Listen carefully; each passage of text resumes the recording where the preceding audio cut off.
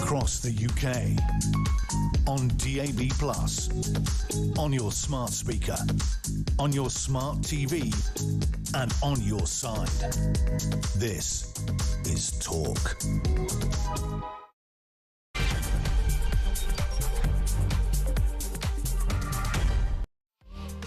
Very good afternoon. This is Talk Drive. I'm Peter Cardwell. Thank you so much for your company. Now then, lots to talk about today, including migrants who may well be able to use human rights legislation and loopholes to get out of the one-in, one-out scheme that the government has lauded so much. Unsurprisingly, human rights legislation being used there. Also, the Bob Villain Glastonbury set, that scumbag Pascal Robinson Foster, who still hasn't been arrested for shouting death, death to the IDF.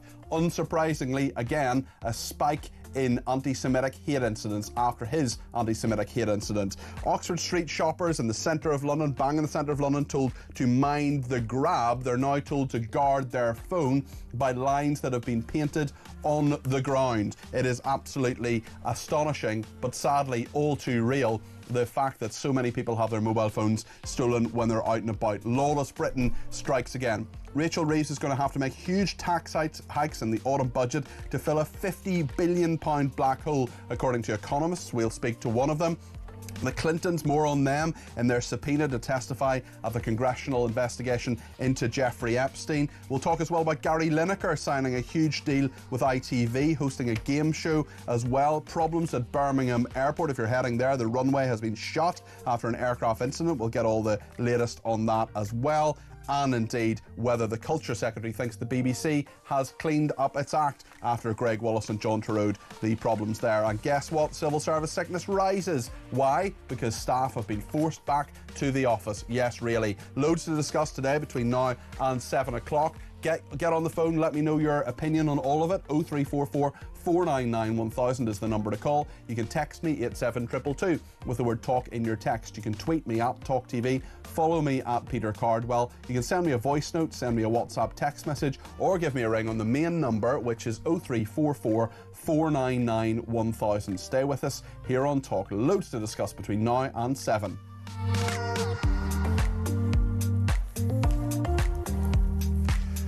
Well, our main story today is the one on the front page of the Times today. Migrants can use rights laws to evade deportation. This is loopholes that could undermine the treaty with France. We were told this one-in, one-out scheme, except it's 17 in, one out, would actually be able to frustrate small boats migrants getting into this country. But guess what?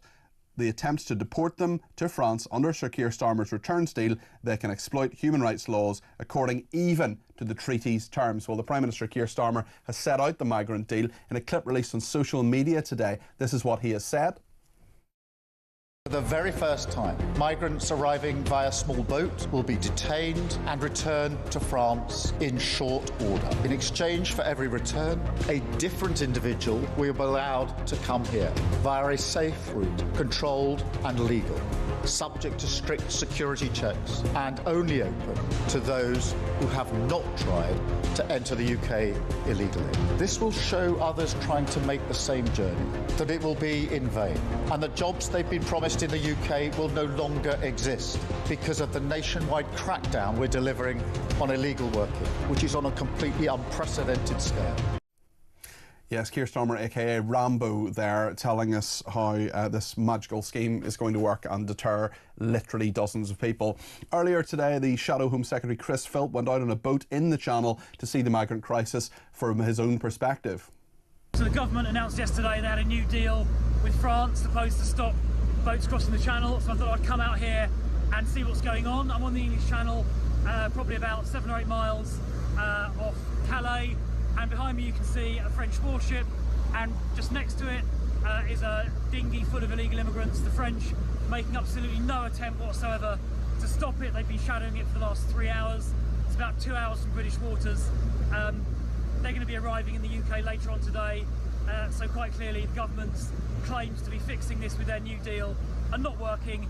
The evidence is right behind me.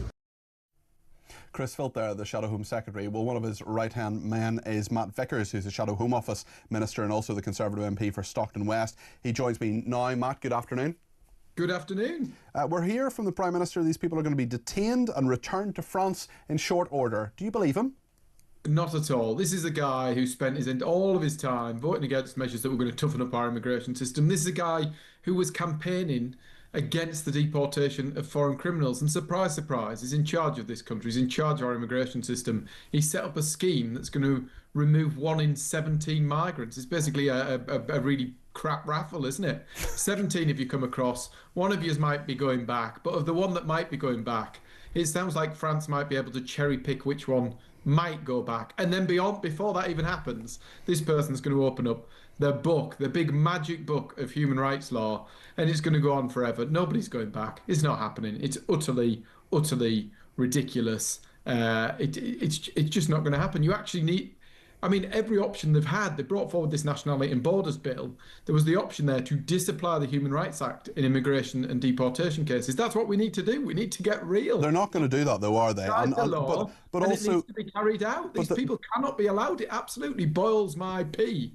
You see those boatloads of people. The cost to the taxpayer is unreal. We cannot police our borders. It's devastating for this country. But nonetheless, a one in, one out scheme is something that the Conservatives wanted to happen when they were in government. You can call it whatever you want. It is not a one in, one out scheme. But a version. But Matt, this stupid line that he's given us. The reality is, we wanted an all-out scheme. If you come to this country illegally, you need to be detained and you need to be removed. I agree with you, but is it not the case? That's where you should be going. If you were going to Rwanda. Okay, Matt, is it not the case that the Conservative government attempted a similar scheme with France? We put all sorts of measures in. So you did then. So you did. So now you wanted to do it. Now you're criticising it. No. We should do what we can with France, but it's pretty clear that what's being done with France is completely ineffective and having very little impact. The reality is... So why did the Conservatives want to do it then? Why did they want to do a similar scheme?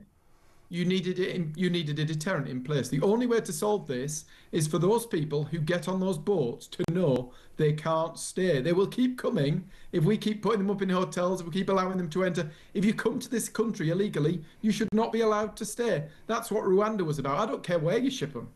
Ship people wherever you... Well, one thing, Matt, one thing, Matt, that would mean that you could disapply human rights legislation would be withdrawing from the European Convention on Human Rights. But that's not your policy, is it? Talk about the cases that we've seen tied up in the courts. Talk about Chicken Nugget Gate. Talk about the guy who's a bit upset about the fact he might have to have a shave. Which could all have been avoided if we'd withdrawn from the European Convention on Human Rights, which is not your policy. The paedophile who thought that he would face hostility in his own country. All those cases, look at where they get stuck. They get stuck in our domestic courts. And we have said that you disapply the Human Rights Act in cases of immigration and deportation. I mean, in those cases, those exact cases that everybody in this country is furious about.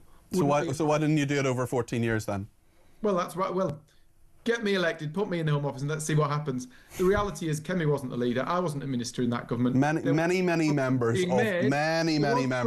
of the shadow cabinet and shadow ministers like you were there during the 14 years, and especially the last few years of the Conservative government. You're saying a lot now, but the fact is, you didn't do very much, did you? There was progress being made. What was happening to the number of people in hotels across the country? It was being reduced.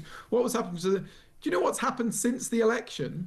Since the election, Keir Starmer has changed the law to say if you arrive in this country illegally, you should be able to become a British citizen. It was in black and white. We put it in legislation. It shouldn't happen. We also said that these people who turn up in this country should be forced to undergo scientific age verification. It removed that as a thing. We put in legislation. We fought hard against all these lefty lawyers, against people like Keir Starmer in the Commons who were determined to prevent it, to say that if you arrived in this country illegally, you should be detained and removed. It was a legal being. It was there. It was in legislation. It could happen. And in a few months, Keir Starmer's going to come back, realise what an absolute poop show he's made of this situation. He's going to wish he'd left that in legislation, because what's happened since he got elected? The number arriving in the country has gone up to record levels. Not just a little bit, it's up 51%. The number of people in hotels, up 28%. And of all those people there arriving illegally, less of them are now being deported. Okay, let's talk about another aspect of Home Affairs. This is the problems with phones being snatched. In Oxford Street in London, this is not just a problem, of course, in London, it's right across the UK, and we never lose sight at this station of the fact that 82% of our viewers and listeners live outside London, but you can absolutely guarantee if this sort of thing happens in London, it's going to happen in your town or city, wherever you are. I just want to play a clip from Ed Connolly, the Chief Commercial Officer at Currys, the electrical retailer, speaking about the mind the grab scheme that they have. He'll explain it. Purple line on the ground here in Oxford Street. It's about mind the grab. We're calling on the iconic mind the gap messaging on the tube, and what we're trying to do is just raise awareness that this is a problem and encourage people to put their phone away or be very mindful when they do get it out and to step back from the curb. Also, Superintendent Natasha Evans gave the police response to what Currys are doing. OK, so Mind the Grab for us is really worth backing, and what's great about it from my point of view is it's a retailer doing the ethical thing and trying to help us with an issue. The police alone can't solve the issue around phone theft in the West End, so it's great that Currys are coming online ethically and supporting us, especially for me is giving that first point of service around when someone's phone has been stolen and making sure that initial support is there. Sorry, Natasha, what planet are you on? Seriously, they're doing the ethical thing, that first point of... Sorry, play that clip again. Play that clip again. This is a Metropolitan Police Superintendent, a person whose job it is to oversee making sure that crime is detected, prevented, and criminals are caught in the centre of London, in Oxford Street. Superintendent Natasha Evans. Play this again, please. OK, so Mind the Grab for us is really worth backing, and what's great about it from my point of view is it's a retailer doing the ethical thing and trying to help us with an issue. The police alone can't solve the issue around phone theft in the West End, so it's great that Currys are coming online ethically and supporting us, especially for me is giving that first point of service around when someone's phone has been stolen and making sure that initial support is there. The police can't do this alone. That is what she said. Matt Vickers is still with me, the Shadow Home Office Minister. That is an absolutely horrendous endorsement of where policing and crime is in this country. When you have a superintendent from the Metropolitan Police, no doubt media trained to within an inch of her life, saying that this is a big business doing an ethical thing. The fact is, phone theft is out of control and they do not have a handle on it. The government doesn't have a handle on it. The police don't have a handle on it, and they've got to go to businesses in the West End of London. No doubt this will continue as time goes on and other businesses will be forced to deal with this. It is astonishing and shameful.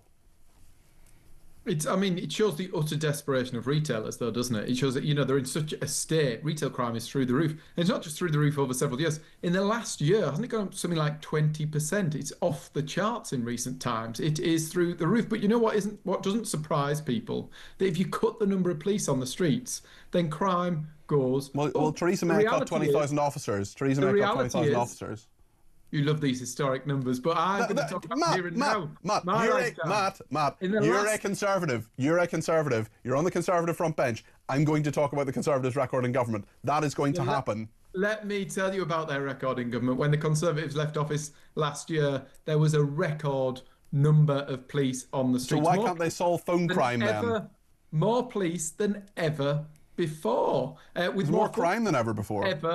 Before, crime had gone down by 50% since 2010. It was actually really good progress, but there was more police on the streets than ever before. But what's happened in a year Labour have been in office, they introduced that national insurance rise and slammed our own police forces with it. There are now 1,316 less police on our streets, and we're surprised that crime goes up.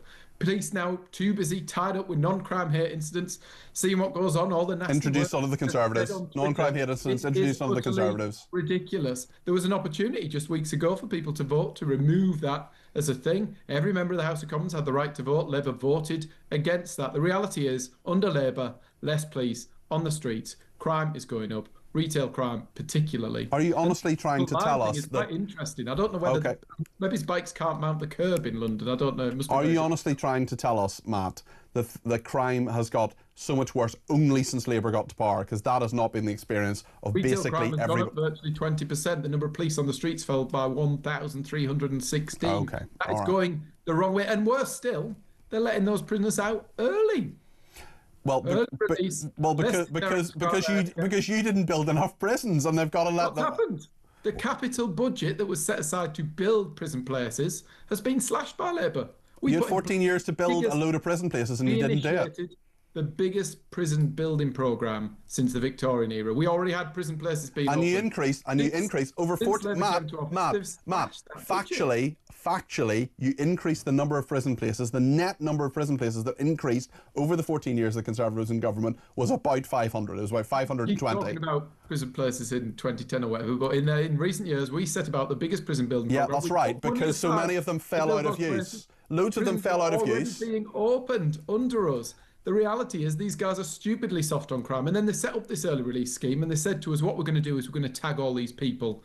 The reality is they didn't tag those people. They released people without putting a tag on them. And then it turned out they'd released the wrong damn people. The wrong people were out on the street. Utter incompetence now has real consequences for the country and for crime rates. Just before you go, Matt, what do you make of this clown, Pascal Robinson Foster, who, unsurprisingly, when he said death, death to the IDF, there was an increase, a spike in anti-Semitic hate incidents. The BBC still haven't dealt with it properly, according to the Culture Secretary, Lisa Nandy, and she's not confident it couldn't happen again.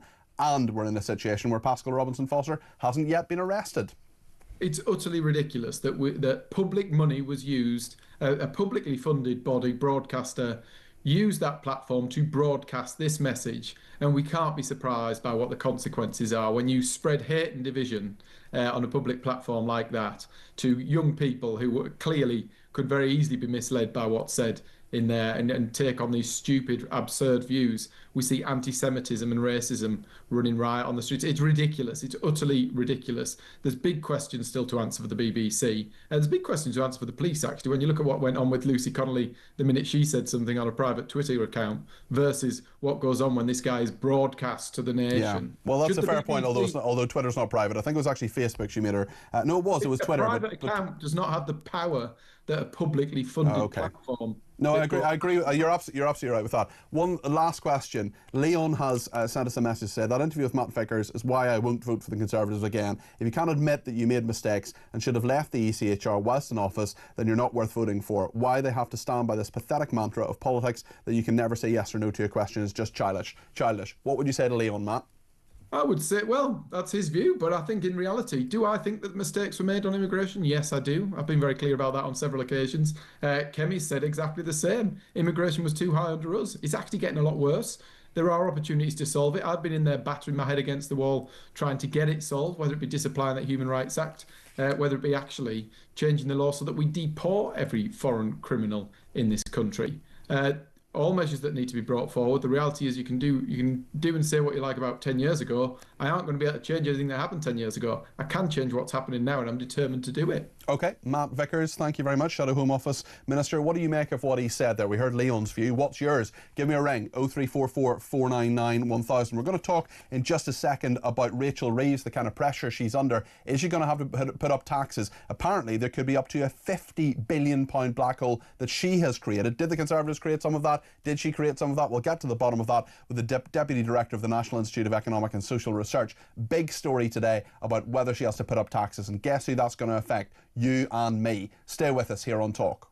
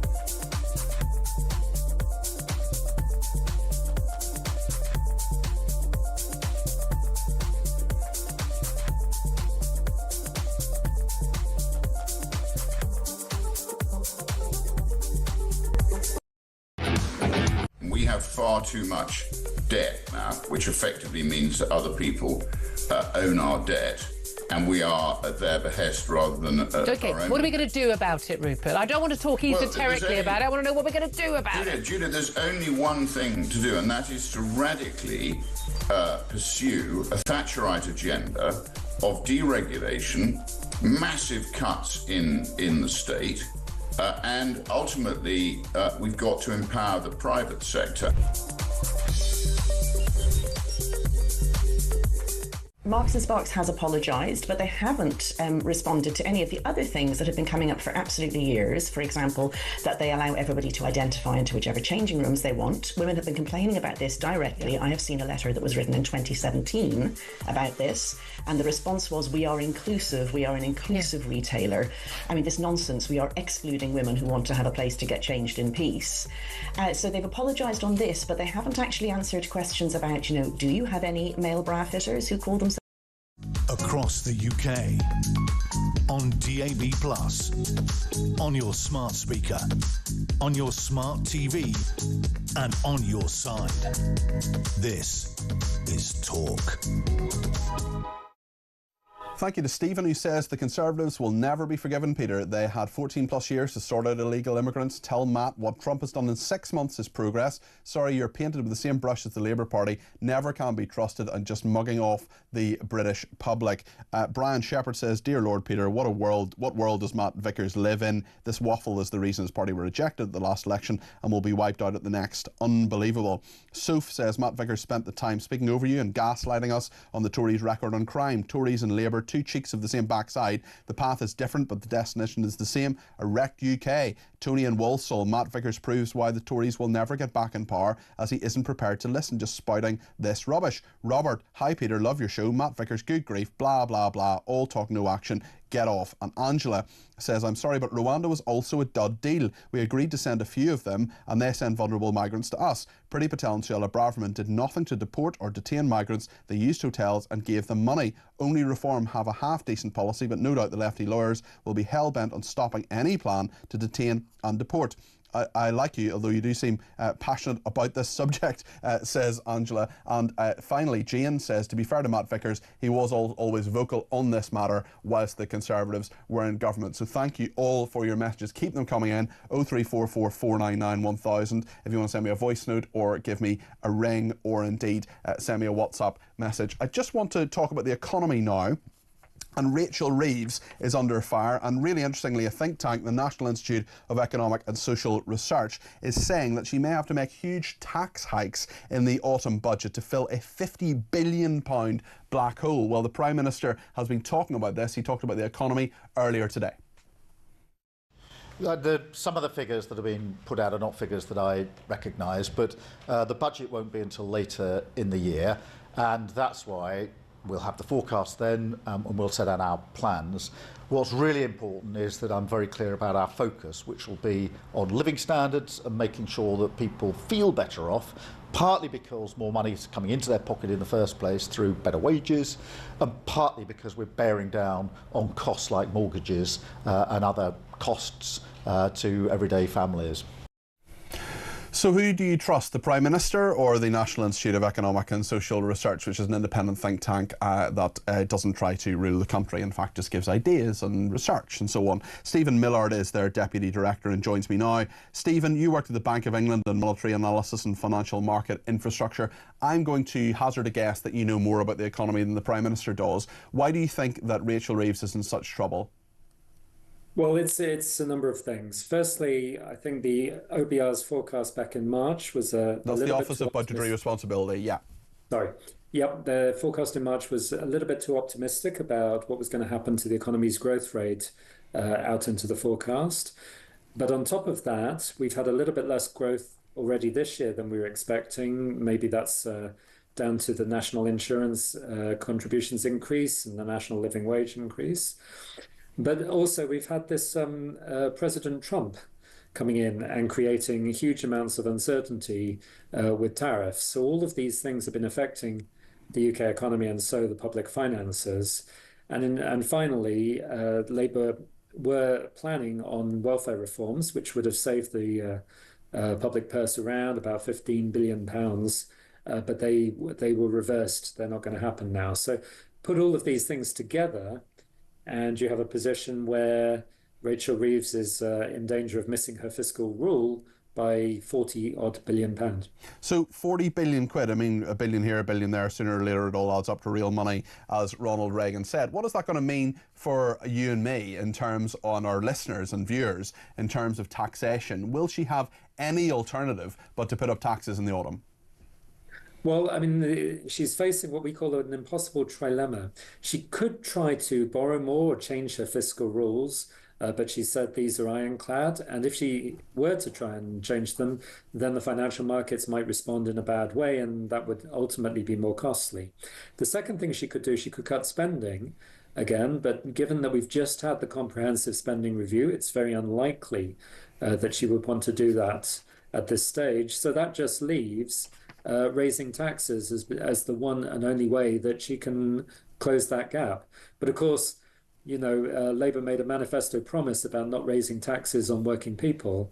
So they don't really want to do that either. National insurance on working people, as they said. Certainly the couple of other aspects as well, income tax and so on. What was the third one? Remind me. The national living wage rising. That was kind of good for working people, but sure. But in terms of the taxes, they weren't going to rise. Those three are actually, which are, I think, national insurance, income tax, and VAT. And VAT. That's the one. So that's about 75% of the tax take, if I remember correctly. I just wonder, Stephen. I mean, credibility is such an incredibly important part of what a chancellor has. Does Rachel Reeves have credibility if we heard from Keir Starmer essentially rubbishing what you said there? Does Labour or the government have credibility when it comes to the economy? Well, I think they do at the minute, and this is why Rachel Reeves does not want to break her fiscal rules, because if she does, that will be a big hit in terms of credibility. Yeah. But the trouble is, to maintain that credibility, to hit those fiscal rules, she will have to raise taxes in the autumn. Thank you very much, Stephen Millard, their Deputy Director of the National Institute for Economic and Social Research. You can read his research on their website. Let's speak to Ryan Saby now, who's Deputy Political Editor and Economics Editor of The Sun. Ryan, a tough day for the Prime Minister because he's essentially saying economically that this respected think tank is wrong. Yeah, no, it did sound like that. I think one of the key things was that he said that almost the National Institute there were a little bit of an outlier. They claim that the black hole, the financial black hole that the Chancellor has to fill is around £50 billion. That's just to maintain where she is now. So it's almost like she has to find £50 billion just to stand still.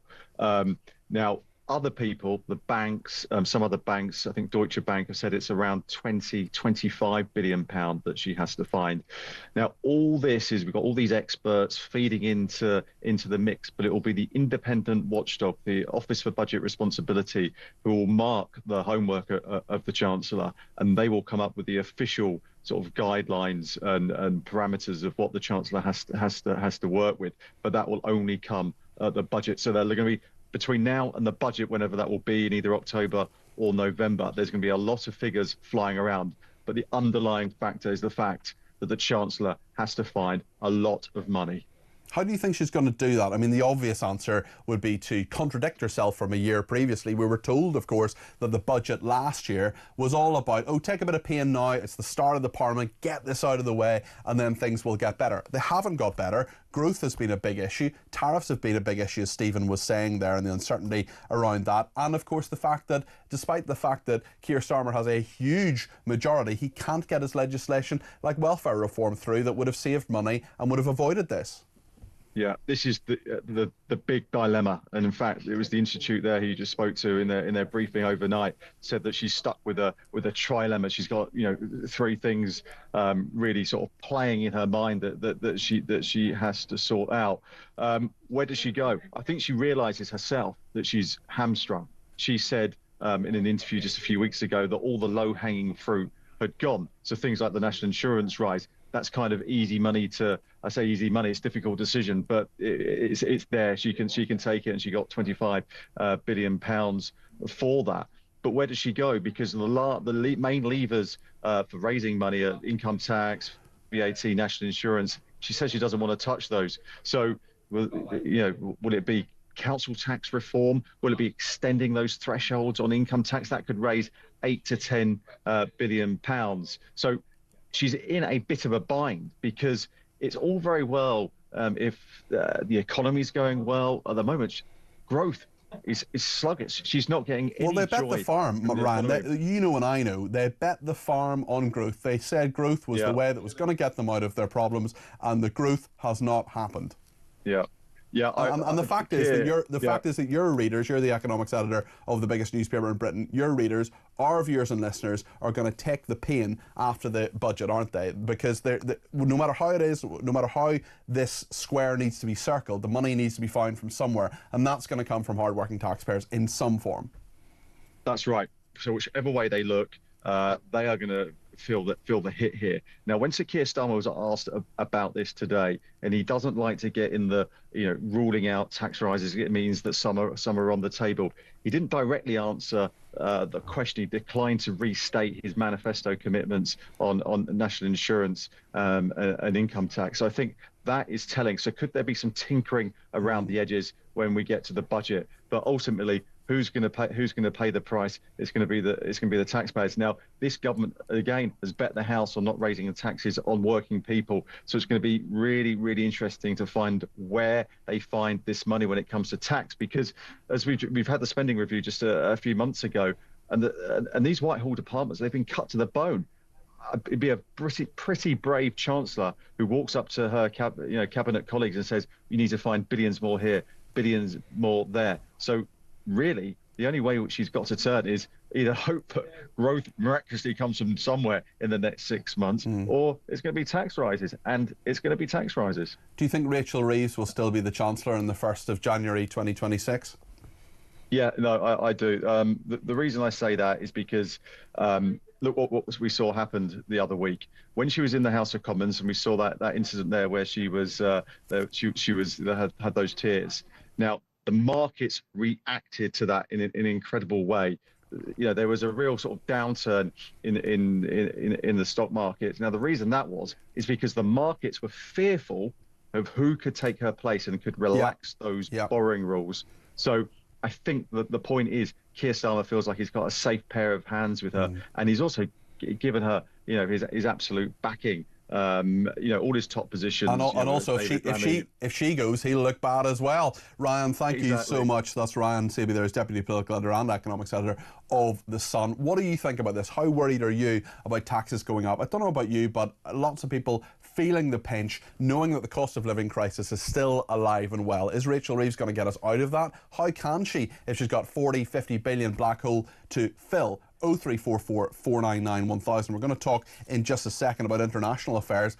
The Kremlin says US-Russia talks were constructive. Could there be a ceasefire? The deadline is on Friday. It'll be really interesting to see what happens. Also, could Putin stop a Ukraine air attack to placate Trump, the best analyst that I've ever come across on military and defence matters is, of course, Colonel Simon Diggins. He joins us in just a second. Stay with us.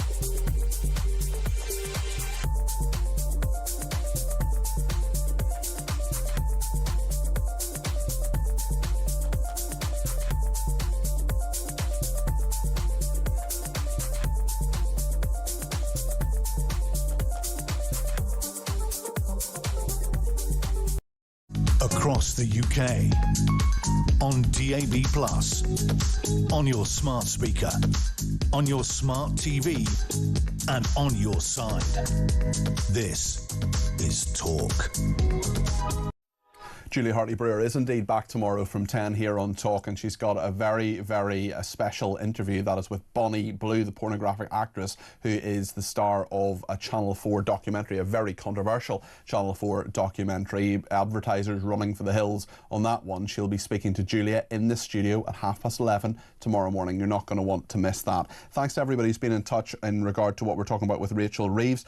Jason in the Lake District says, how on earth can Labour be trusted with the economy? It's been an absolute disaster in the last 12 months. Another person says Rachel Reeves' next budget can be summed up in 4 words: prepare to be shafted. And Nicholas says, listening to Matt Vickers earlier on, I can only say I hope he is not thinking we have all forgotten how bad the Conservatives were when they were in power. He needs a reality check. It does not matter how bad Labour are. We already know the Conservatives are not fit for public office. And Graham and Bushy says, thank goodness Rachel Reeves is such an expert economist that she will use all of her experience to get us through these choppy waters without any tax rises or cost cutting, says Graham and Bushy. Perhaps tongue in cheek there. Now then, there's lots happening in regard to Ukraine. The Kremlin says the US envoy Steve Witkoff, he's sort of the roaming guy who goes out for Donald Trump as sort of representative on earth, who speaks to various people, including in the Middle East and indeed in Russia. And Witkoff and Vladimir Putin have held constructive talks, apparently. There's a deadline of Friday for a deadline in Ukraine. Will that happen? And could Putin pause Russia's missile and drone attacks on Ukraine to convince Trump to back down from his threat to impose sanctions? We'll get into all of that in just a second with Simon Diggins. But this is what Donald Trump said about the meeting between Putin and Witkoff when asked about it yesterday. Well, I never said a percentage, but we'll be doing quite a bit of that. We'll see what happens over the next fairly short period of time. But we'll see what happens. Yep. You know, they have a meeting tomorrow. We have a meeting with Russia tomorrow. We're going to see what happens. We'll make that determination at that time. That was Donald Trump taking questions from reporters yesterday. Well, Simon Diggins is with us now, military and defence analyst, obviously a very senior officer in the UK Army previously. Simon, how close and how realistic is it to get to the deadline of Friday and get a ceasefire in Ukraine, do you think? Peter, good afternoon to you. I think it's going to be quite difficult. I'm not the slightest doubt there's been lots of conversations running beforehand, but I think everyone was surprised by the 10 to 12 days notice effectively that Donald Trump put on Putin from there. Now, what that might mean, though, is difficult to tell. What we really need, though, is this to simply stop the fighting. Trump is turning the pressure up. He just increased the tariffs, or potentially increased the tariffs on India, one of the major trading partners of Russia, by an additional 25%. That would take India's tariffs on the use of Russian oil to 50%. That's 50% of any goods from India going to America would have a 50% tariff. That's the highest of any country in the world. So I think he's serious about trying to do this. Whether or not Putin will react to that, whether or not the other countries who are also penalised because they're also trading heavily with Russia will react is harder to tell. The difficulty I think we've always got with Putin and with Trump is that Trump has very few levers over Putin, and I think that's the real difficulty. Yes. Do you think even the fact that Witkoff has spoken directly to Putin in itself is significant? Because the sanctions, the actual meat of all of this, of course, is a big issue. But in regard to the fact they are talking, they are having constructive dialogue, even though Trump appears to have changed his tune quite dramatically on Putin recently. Yeah, I think it's good that they're talking. I think the element of it, frankly, will be a little bit of pleading on behalf of Steve Witkoff, going to Putin, please give us something to justify what's going on. Mm-hmm. So much what Donald Trump does in terms of diplomacy is very personal. It's very psychological. It's very much linked to what people think about Donald Trump. You know, is he at the centre of the universe? Is he the person who people are talking to? And his credibility is upon people actually responding to that. If Putin basically just chins him off, which he's done in the past, that's a blow to the morale of Donald Trump and also for the prospects of peace, whether it be in Ukraine or in Gaza as well. So I think, unfortunately, a lot of them to please give me something, Mr. President, Mr. President Putin, give us something that I can take back to Donald Trump that says that what we're saying is being taken seriously by you in the Kremlin. And is the air attack, the stopping of the air attacks, do you think that's the thing? That is the possible thing that they could say, right, we haven't got a full-blown ceasefire here, but we've made some progress and we're moving in that direction in order to find some way in which they can move towards the Ukraine war ending? I think that if they can make that happen, that would be very positive, and I'm happy with all my words I've said about it not being worthwhile. I mean, we know over the weekend that the heaviest air attack on Kyiv in terms of casualties took place and 32 people were killed. That's really serious, and doesn't count the injured or the amount of damage. And we do know that Russia's been upping the rate of its drone attack. It's now capable of launching some 500 to 600 drones a day against Ukraine, and that clearly has an impact on Ukraine and Ukraine's ability to respond. Simon, thank you very much indeed for that analysis there. That's Simon Diggins, Colonel Simon Diggins, a military and defence analyst there. That's the Kremlin saying US-Russia talks were constructive as the ceasefire deadline looms. That is coming on Friday. Peter in Dorset has been in touch with the first call of Talk Drive today. 0344 499 1000 is the number to call. Peter, what would you like to say? Hello, good evening to you. All I can see in this country is that every turn that's being made is fundamentally weakening this country. It's now gone a stage further today. Not only have we got the migrants coming in, we don't know who they are. We don't know what potential dangers we face in this country from them. We have got now a potentially 50 billion black hole in the economy.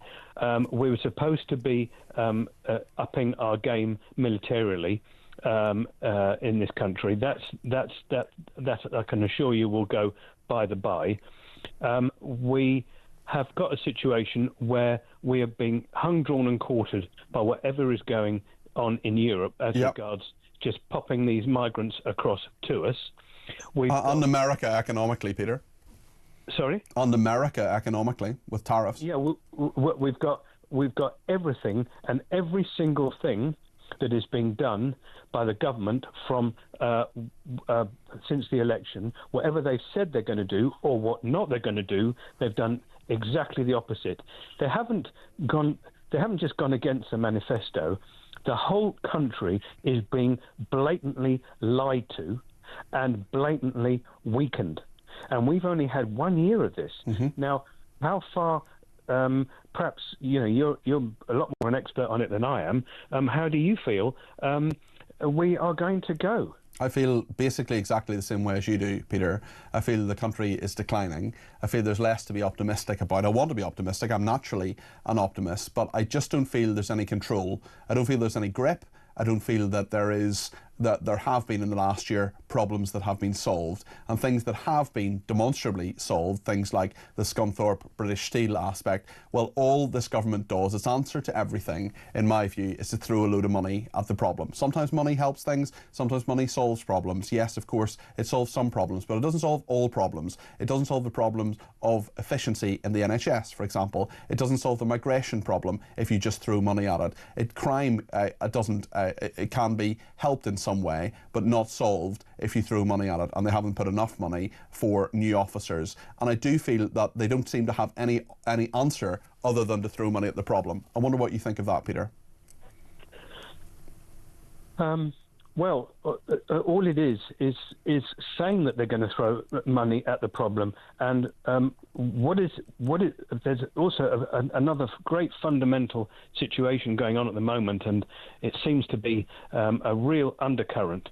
And I am certainly not an extremist of any kind whatsoever. Used to be a Conservative voter, but probably will be changing to reform when it comes in.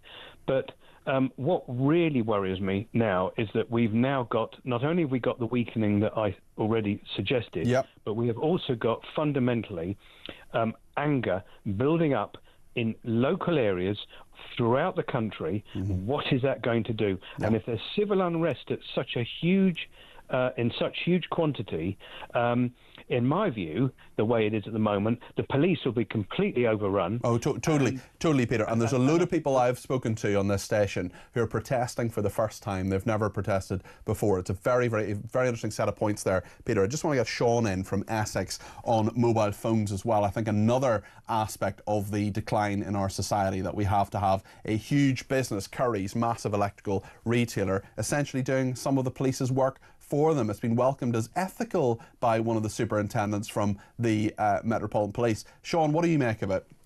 Oh, hi, Peter. I've been listening to you for a long time. I love your political nuances, and I think you're a fantastic broadcaster. You're very kind, Sean. Thank you. What I'd like to say is I used to go to the West End in, 1976, 77. So a wee while ago? Yeah, I'm literally a cigarette paper away from retirement. Right. I'm 64 years old. But we used to have a couple of £100. It was in our back pocket. We wouldn't stand there on a street corner holding it out. Yeah, that's a fair point. That's a fair point. How long do you think we would have stood there before someone come along and thought, I'm having that? So I think it's a whole new genre of crime. It's opportunist. We can just get on, two of us can get on a scooter, we can nip down the road. But they also know, Sean, that they're not going to be caught. They know that the phones can be whisked away to goodness knows where. Of course, just listen to any of the programmes. Yeah. And you'll know that police don't react to crime. Well, exactly. Well, yeah. And they're now getting these crime, they react to it. Yeah, they're not getting these. Bothered. They're not getting these businesses to do it as well. Sean, thanks for your kind comments, and I hope when the cigarette paper is got over and you are in retirement that it's a long and happy one. That's Sean in Essex there. We're going to talk about America in just a second. Michael Yaki is our analyst. He will be chatting to us in a second because Bill and Hillary Clinton have been called by the House Oversight Committee for hearings. It'll be really interesting to see what happens there. Also, Trump has hit India with an extra 25% tariff for buying Russian oil. Stay with us here on Talk.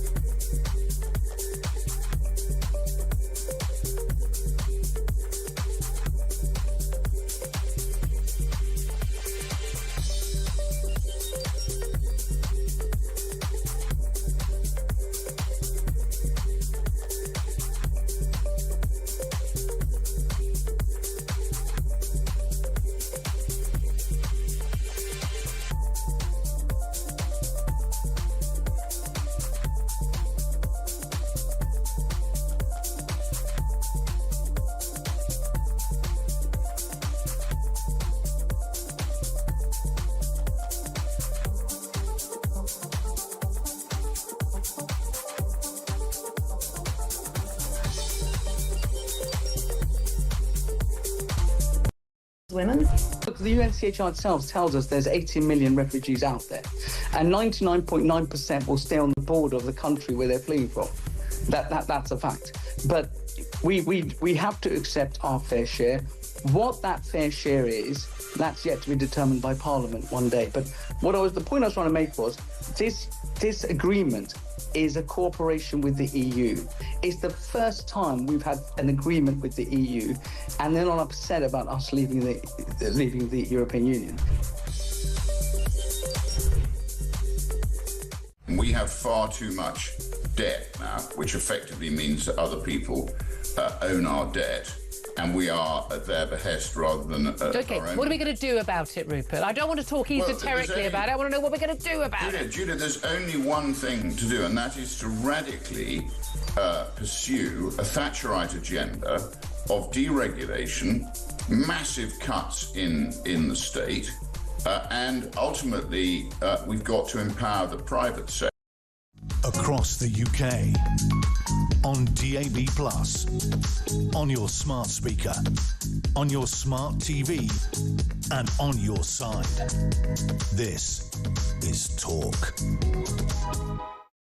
Steve's been in touch and says Rachel Reeves is incompetent and the most pathetic chancellor we've ever had. I work in recruitment and she's killed the job market and I simply can't pay any more tax. I'm dreading the next budget. I may well close my business and sign on for the first time in my life. What's the point of trying to grow a business under Labour, says Steve. Steve, you speak for so many people who have been absolutely shafted, especially small businesses and entrepreneurs. Gary says, I have a great idea how to save this country billions. Stop putting the boat people in 4-star hotels and paying for security and giving them free healthcare and benefits. Stop giving France billions to stop them when they just watch them head over. Great show, says Peter. Well, the big breaking news yesterday, around this time actually, was the fact that the Clintons, both Bill and Hillary, have been summoned, subpoenaed in fact, to the House Oversight Committee, the House of Representatives Oversight Committee. We also have a big story in America as well today because Trump has hit India with an extra 25% tariff for buying Russian oil. Let's speak to Michael Yaki. He's a US political analyst and former senior advisor to Congresswoman Nancy Pelosi, the Speaker of the House of Representatives. Michael, tell us what fallout has there been from the Clintons. This is big stuff. Will they actually appear as well? I think it's going to be hard to see if they actually will appear. He's a former president. She's a former Secretary of State. These kinds of things tend to be negotiated out.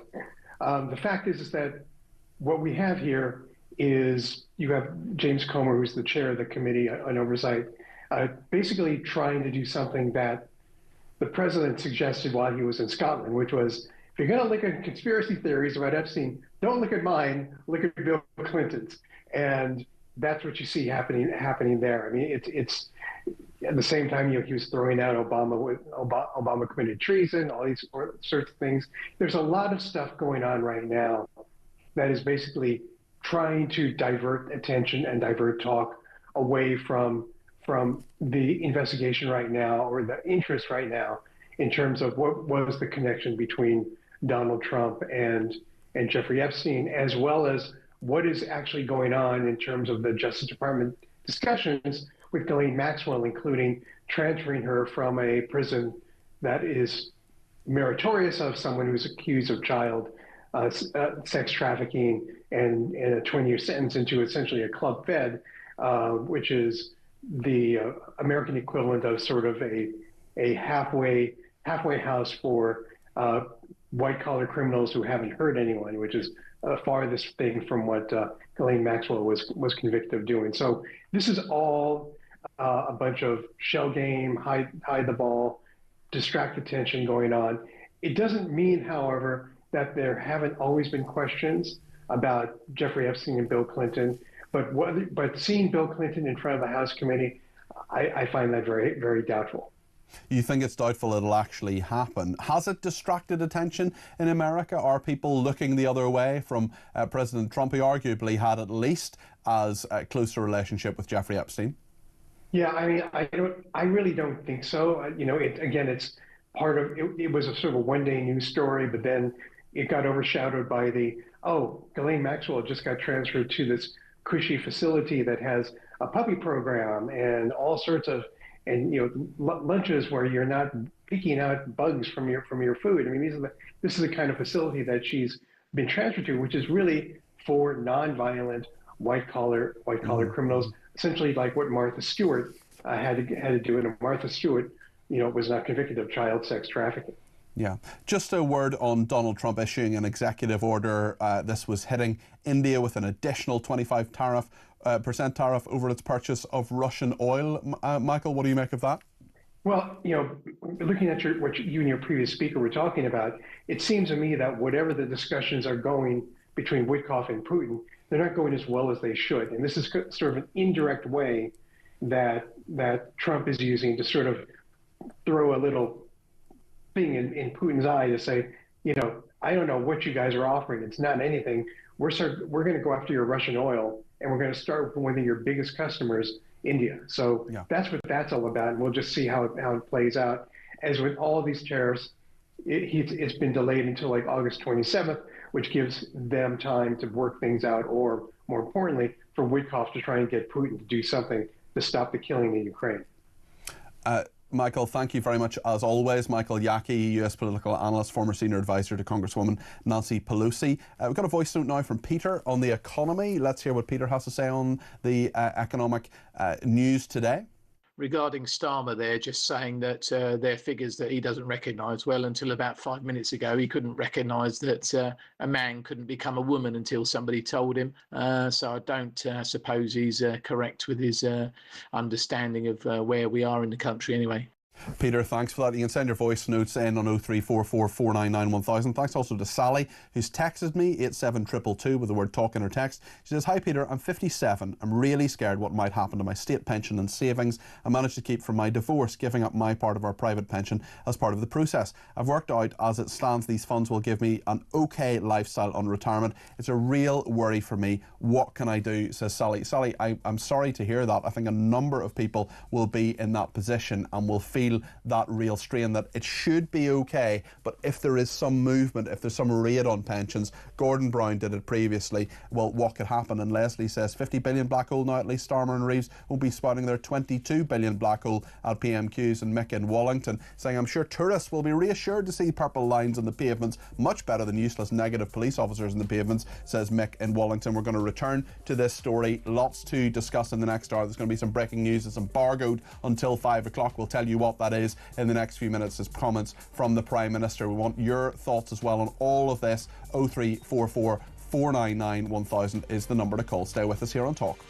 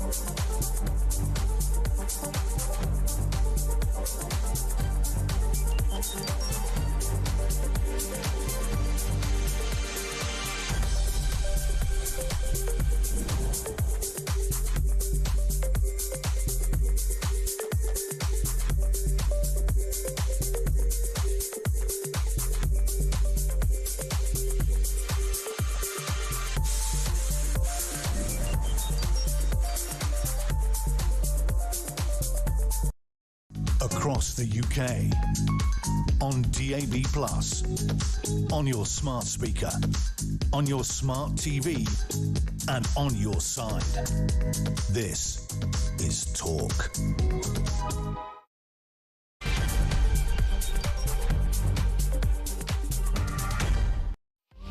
Well, the breaking news this hour is that the Prime Minister has given an interview to Channel 5 where he talks about Palestine recognition. He's defended that, but he's also hit out at Hamas. He says they're a terrorist group and they should never be rewarded. We'll talk about that in just a second with Nicole Lambert. We'll also talk about the Bob Villain controversy. Pascal Robinson Foster, he's the absolute scumbag who said the death to the IDF.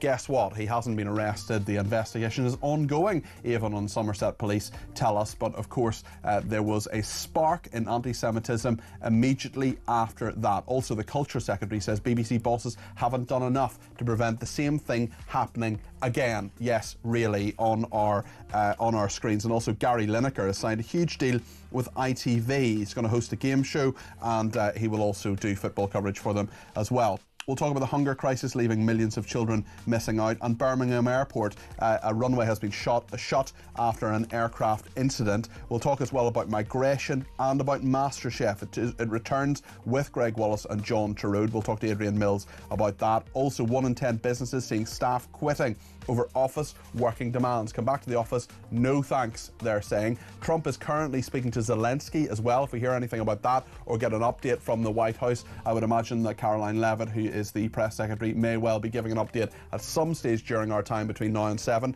As always, I want all of your thoughts on everything we're talking about. 0344 499 1000 is the number to call. You can text me 87222 with the word talk in your text. You can tweet me at talkTV. Follow me at Peter Cardwell. Send me a voice note just like Peter did, and you can send me a WhatsApp text message or give me a ring, all on the same number, 0344 499 1000. Plenty to discuss here on Talk between now and 7. Stay with us.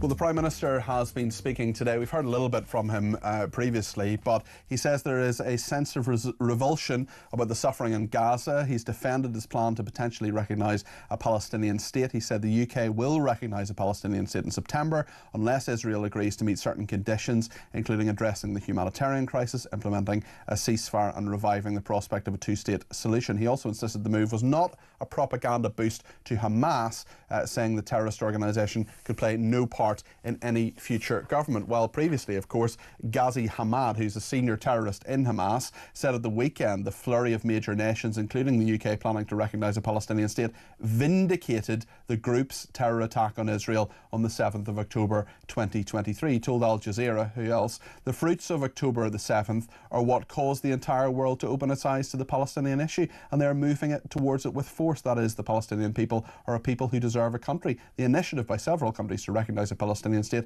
is one of the fruits of October the 7th. We have proven that victory over Israel is not impossible, and our weapons are a symbol of Palestinian honour. That is what the terrorist Ghazi Hamad has said. But Keir Starmer saying that this is not a reward for Hamas. He says that they should release the hostages straight away and they should play absolutely no part in the governance of Palestine at any point. Reacting to this breaking news is the journalist Nicole Lambert.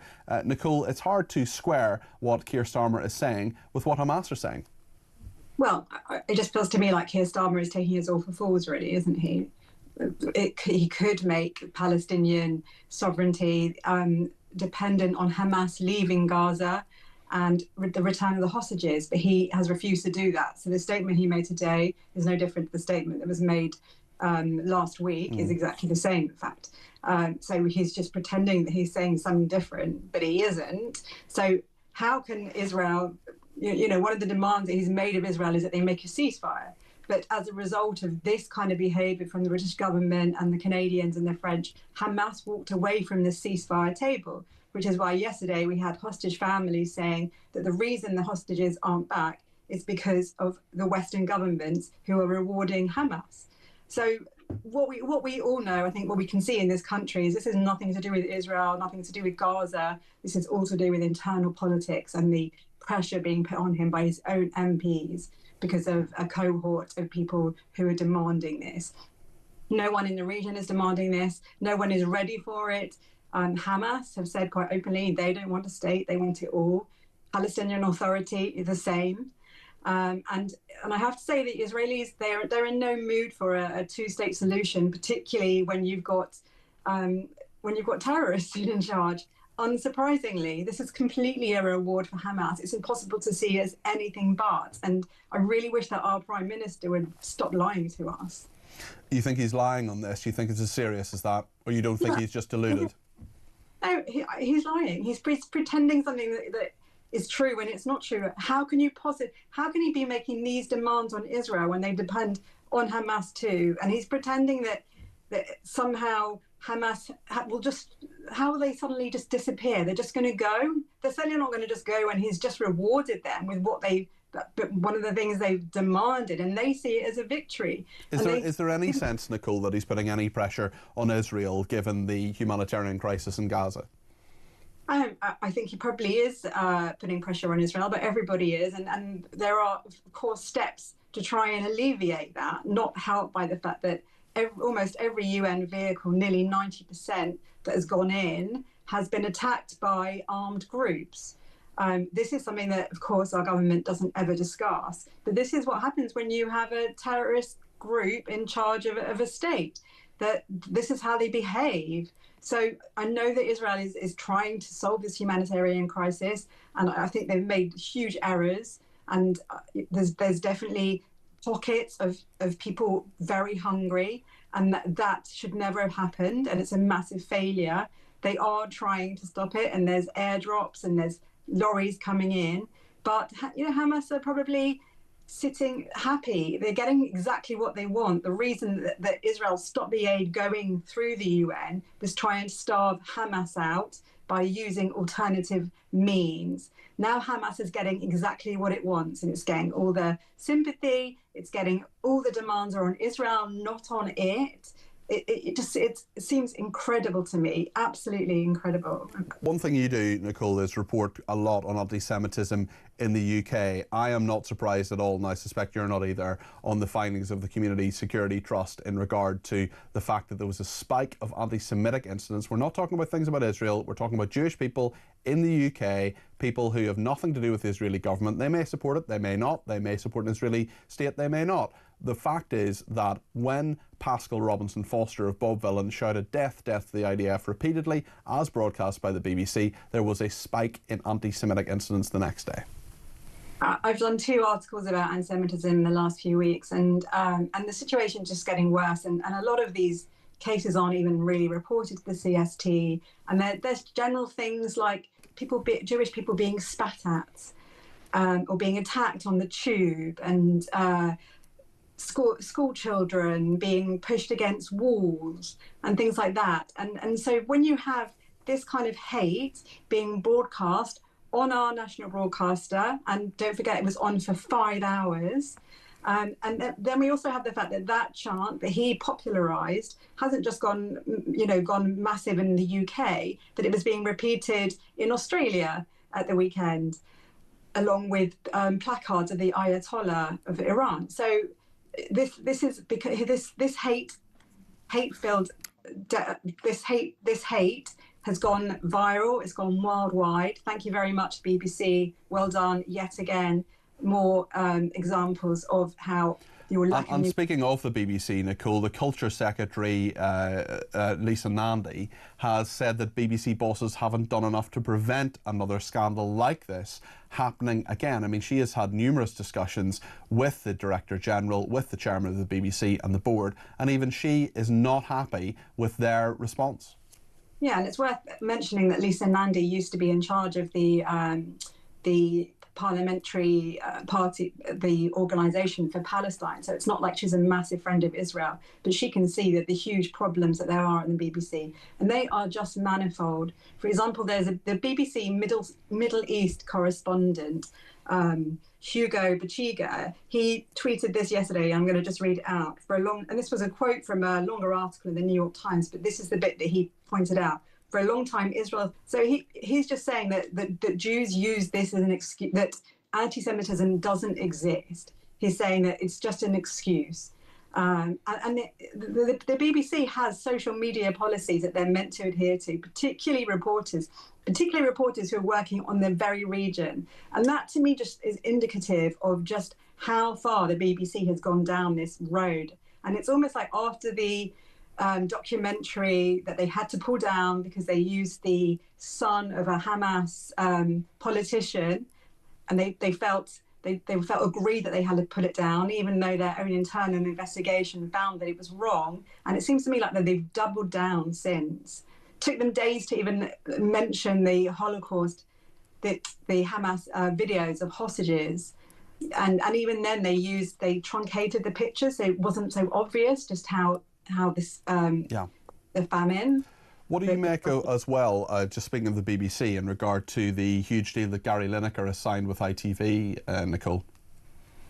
I think if it was any other form of racism, and he wouldn't be given a huge amount of money to go on another channel. But I think that it's also worth mentioning that it's not just Jews who think he's a pompous, arrogant, know-it-all. Lots of Brits do too. So I'm not sure he's the right face for ITV, to be honest. Like, you have to be popular to be on there, especially Saturday night. And I imagine it will be a failure. We'll see what happens. Yeah. Nicole, thank you. The journalist Nicole Lambert giving us her analysis there. Thanks to everybody who's been in touch, including Khaled in Leicester, who's given me a ring on 0344 499 1000. Khaled, what would you like to say? Yeah, so look, the 57 Arab states have stated categorically, they've laid down the gauntlet to Israel, saying, look, you come back to the 1967 two-state solution, 67 borders two-state solution, we guarantee your safety. 57 Arab states are stating, we will guarantee Israel's safety. We guarantee it. It's on our head. But still, if Israel and the question is not whether Palestine should be recognized. The question is, should Israel be recognized? They invaded that land. Hold on. You're saying Israel shouldn't be recognized as a state? Is that I'm what not you're saying? They shouldn't be recognized. No, well, what's your view? What's your view? Should it or shouldn't it, Khaled? My view. 1 second. Yeah, my view is 1967 two states, 1967 borders two-state solution. That's what it should be. So you would clearly then, with that in mind, you would clearly criticise Yasser Arafat because he didn't take almost that deal at Camp David in the 90s. I am saying, as we stand today, what the Arab states, 57 Arab states have categorically stated. Why would Israel believe them? Why would we believe Israel? Israel, what they're saying... I'm not asking you that question. I'm asking you the question, Khaled. Why would Israel believe them that they can guarantee their safety when, Israel guarantees its own safety. That's what it tries to do. Because it has to, because it's the only state in the region that is a democracy in the way that Israel is. If this is what you call democracy, nobody in the world should be a democracy. You don't think Israel's a democracy? 60,000 people. All right. No, killing over 60,000 people. Well, those figures are from Hamas, Khaled, and those 60,000. Those figures are from Hamas. You haven't qualified them, and we don't know if those figures are accurate. I'm not saying for a second that tens of thousands of people haven't been killed. I'm not saying for a second that tens of thousands of innocent people haven't been killed. But we have to deal with facts here, Khaled. So facts are Netanyahu. Over 22 years ago, so he stated Iran is going to, they're building their nuclear weaponry. It's imminent. That was 20 years ago. I'm not here to defend Benjamin Netanyahu, and there are lots of criticisms I would make of him, including the fact that if you just listen for a second, Khaled, if Benjamin Netanyahu wanted to, today, he could feed every single person in Gaza, and I think he should. I think he should feed every single person in Gaza. I think everyone in Gaza should have enough food. I think everyone in Gaza, I think he should flood Gaza with food so everybody has enough to eat, not just because that's the right thing to do from a humanitarian perspective, but also because Hamas is using food as a weapon, and it's attacking people who are bringing food in. So the question I have is, well, just let me finish my point. I don't agree with everything Netanyahu does. He doesn't want a two-state solution. Do you? I want a two-state. I want every human being to be given the basic rights. This is even you and Malcolm X. 1960s, he was stating this.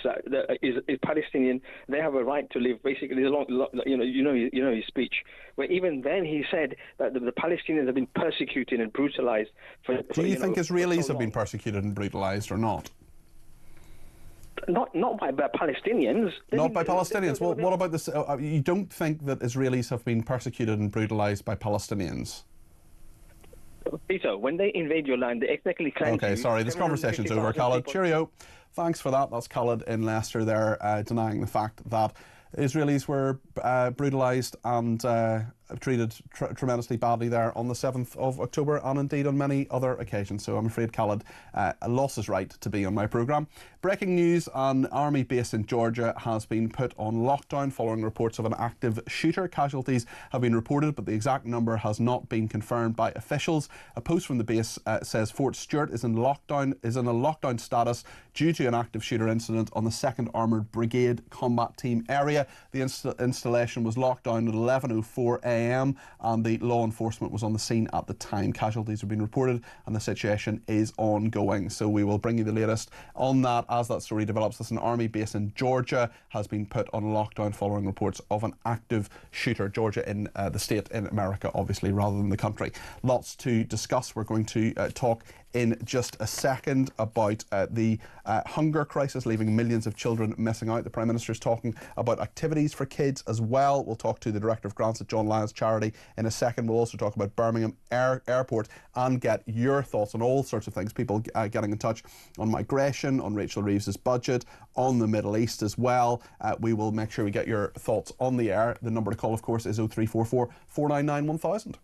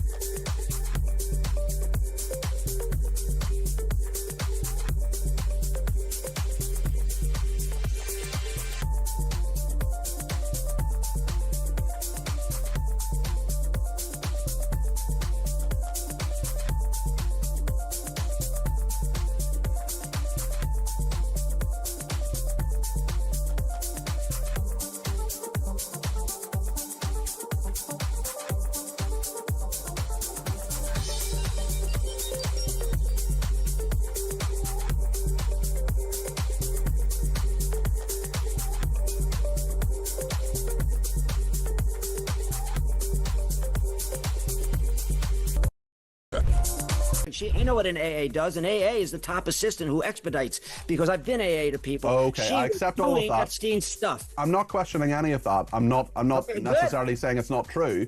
What I'm asking you is, don't the Clintons have questions to answer on this? Doesn't Donald Trump have questions? And this is deflection of the president. Well, you're deflecting because you're not answering my question, Robert. Don't the Clintons have questions to answer here? Are you shocked that Bill Clinton was a bad boy? I mean, it's different being a bad boy.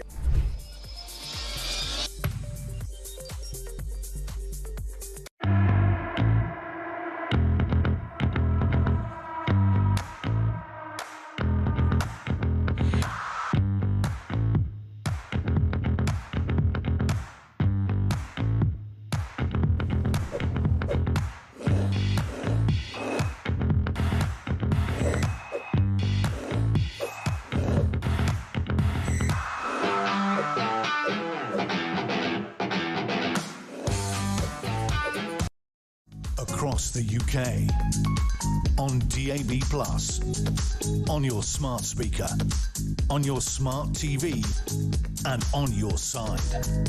This is Talk. Thank you to everybody who has been in touch, including Tad Davison. He says, "Afternoon, Peter. I agree with most of those who've contributed to your immigration debate today, but there's a two-word phrase that is an absolute prerequisite, yet it seems lamentably absent," says Tad. "Forcible repatriation. And all those who have not and do not contribute positively to this nation should be removed from it. That's pretty much the common consensus here at Ground Zero, and the people should be wary of politicians who deny us that recourse. Let's take back control, as President Trump would do," says Tad. Thanks also to Adrian, who says, well done on Khaled. You cannot debate with someone who won't listen. Well, he would. And Natalia says, I like your new style, Peter. Cheerio, Khaled. And perhaps taking some inspiration from the late, great James Whale, I just thought, sorry, if you're not going to say that Israeli people have been brutalised by the 7th of October, I'm afraid I just don't want to talk to you. Basically, I'm very happy to hear from Khaled again on a future occasion, maybe when he gets a bit of sense. Anna Hoddinott is Director of Grants at John Lyons Charity. This is a story that stuck out to me. This is starved of play, the activity hunger crisis, leaving millions of children missing out. The school summer holidays are in full swing, but some new research is showing that 40% of parents agree that both holiday hunger and a lack of activities are a major challenge during school breaks. This is, of course, kids, the ones who can afford to go to all sorts of things like summer camps and all swimming and loads of different things that they can do with their friends that you, of course, you can pay for. But the research highlights are almost half of UK children missed out on paid play activity over May half term. Parents warning of an escalating activity hunger crisis impacting children and young people's mental health and well-being. This is the cost of living crisis writ large. Let's speak to the John Lyons Charity, which is concerned that too many children from low-income families are missing out. Anna, thank you for joining us today. Just give us your thought on the scale of the problem here.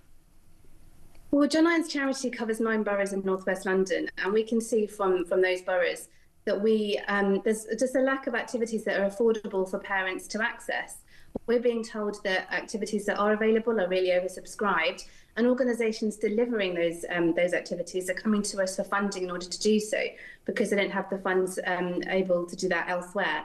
And I think that's the same picture across the country, and the research that we carried out has revealed that picture, that parents are struggling to both feed their children but also give them meaningful and enriching activities to do during the school holiday periods. It's a long period of time if you've got to hold down a job, if you've got to find something for your kids to do over 6 weeks. And we know, as was the case in lockdown, Anna, that there are just a lot of kids who, if they're a bit richer and if they come from a richer background, they're going to have probably a really good summer actually, but there are an awful lot of kids who just won't.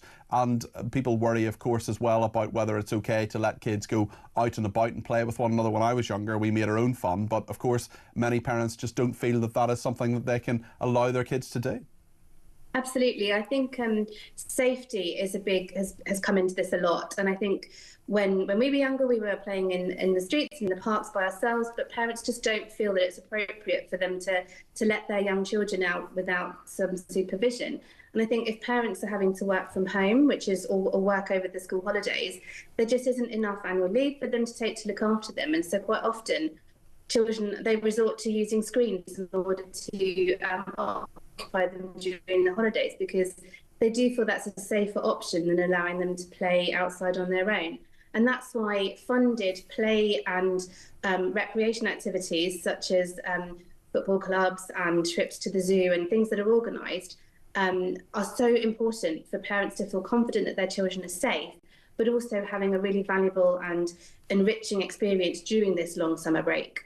There are lots of times when we talk on this station about subsidised activities that are given to all sorts of different groups, including asylum seekers, for example. I don't really want to talk about that now. What I would like to talk to you about is how much do you think the state should actually, like local councils, for example, we've got high council tax for a lot of people, that's gone up. How much of it should be down to the charitable sector? How much should it be down to the parents themselves and their income to pay for these activities? And how much should it be down to the charitable sector, do you think, Anna? I mean, I think that's a challenging question to answer when parents' circumstances are so varied and different. I think obviously there are some parents who are very well able to pay for a lot of different activities for their children, take them on holiday. Here at John Lyons Charity, we believe that the best way to support families is in their local communities. And that's why over the last 10 years, we've awarded over £4 million to organisations delivering locally for young people really high quality, meaningful and enriching activities. And I think local community organisations really know the young people that they're working with. They know the families that are really under the most challenging circumstances and can really offer targeted support as well as that really fun activities for them to do. Okay. However, there's not as much funding available that needs to happen. So there is a role for government to play in making sure that those activities can happen in areas where there aren't funders like John Lyons Charity able to do that. Anna, thanks. That's Anna Hoddinott, who is Director of Grants at John Lyons Charity. Really appreciate you joining us today. And I wonder if viewers and listeners at home could let me know their thoughts on kids' activities this summer. I mean, it's difficult to keep kids occupied sometimes, and you don't want them just sitting there in front of their screen the whole time. You want to make sure that they're doing things that are expanding their mind, that are enjoying themselves, or spending time with friends. They're not just alone looking at a screen or at all the time, and that's something that is a big challenge for an awful lot of parents. And we're here in a cost of living crisis, and we know that well-off parents will send their kids to all sorts of kids clubs and residential camps and things like that. Some kids have wonderful summers, and some kids really don't have a good summer. So what choices have you made in regard to this? Give me a shout in 0344 499 1000. Zach's done that actually, because we're talking about the cost of living crisis, we're talking about the budget. Zach has some thoughts on the economic health of the nation. Zach, you're very welcome to the programme. What would you like to say?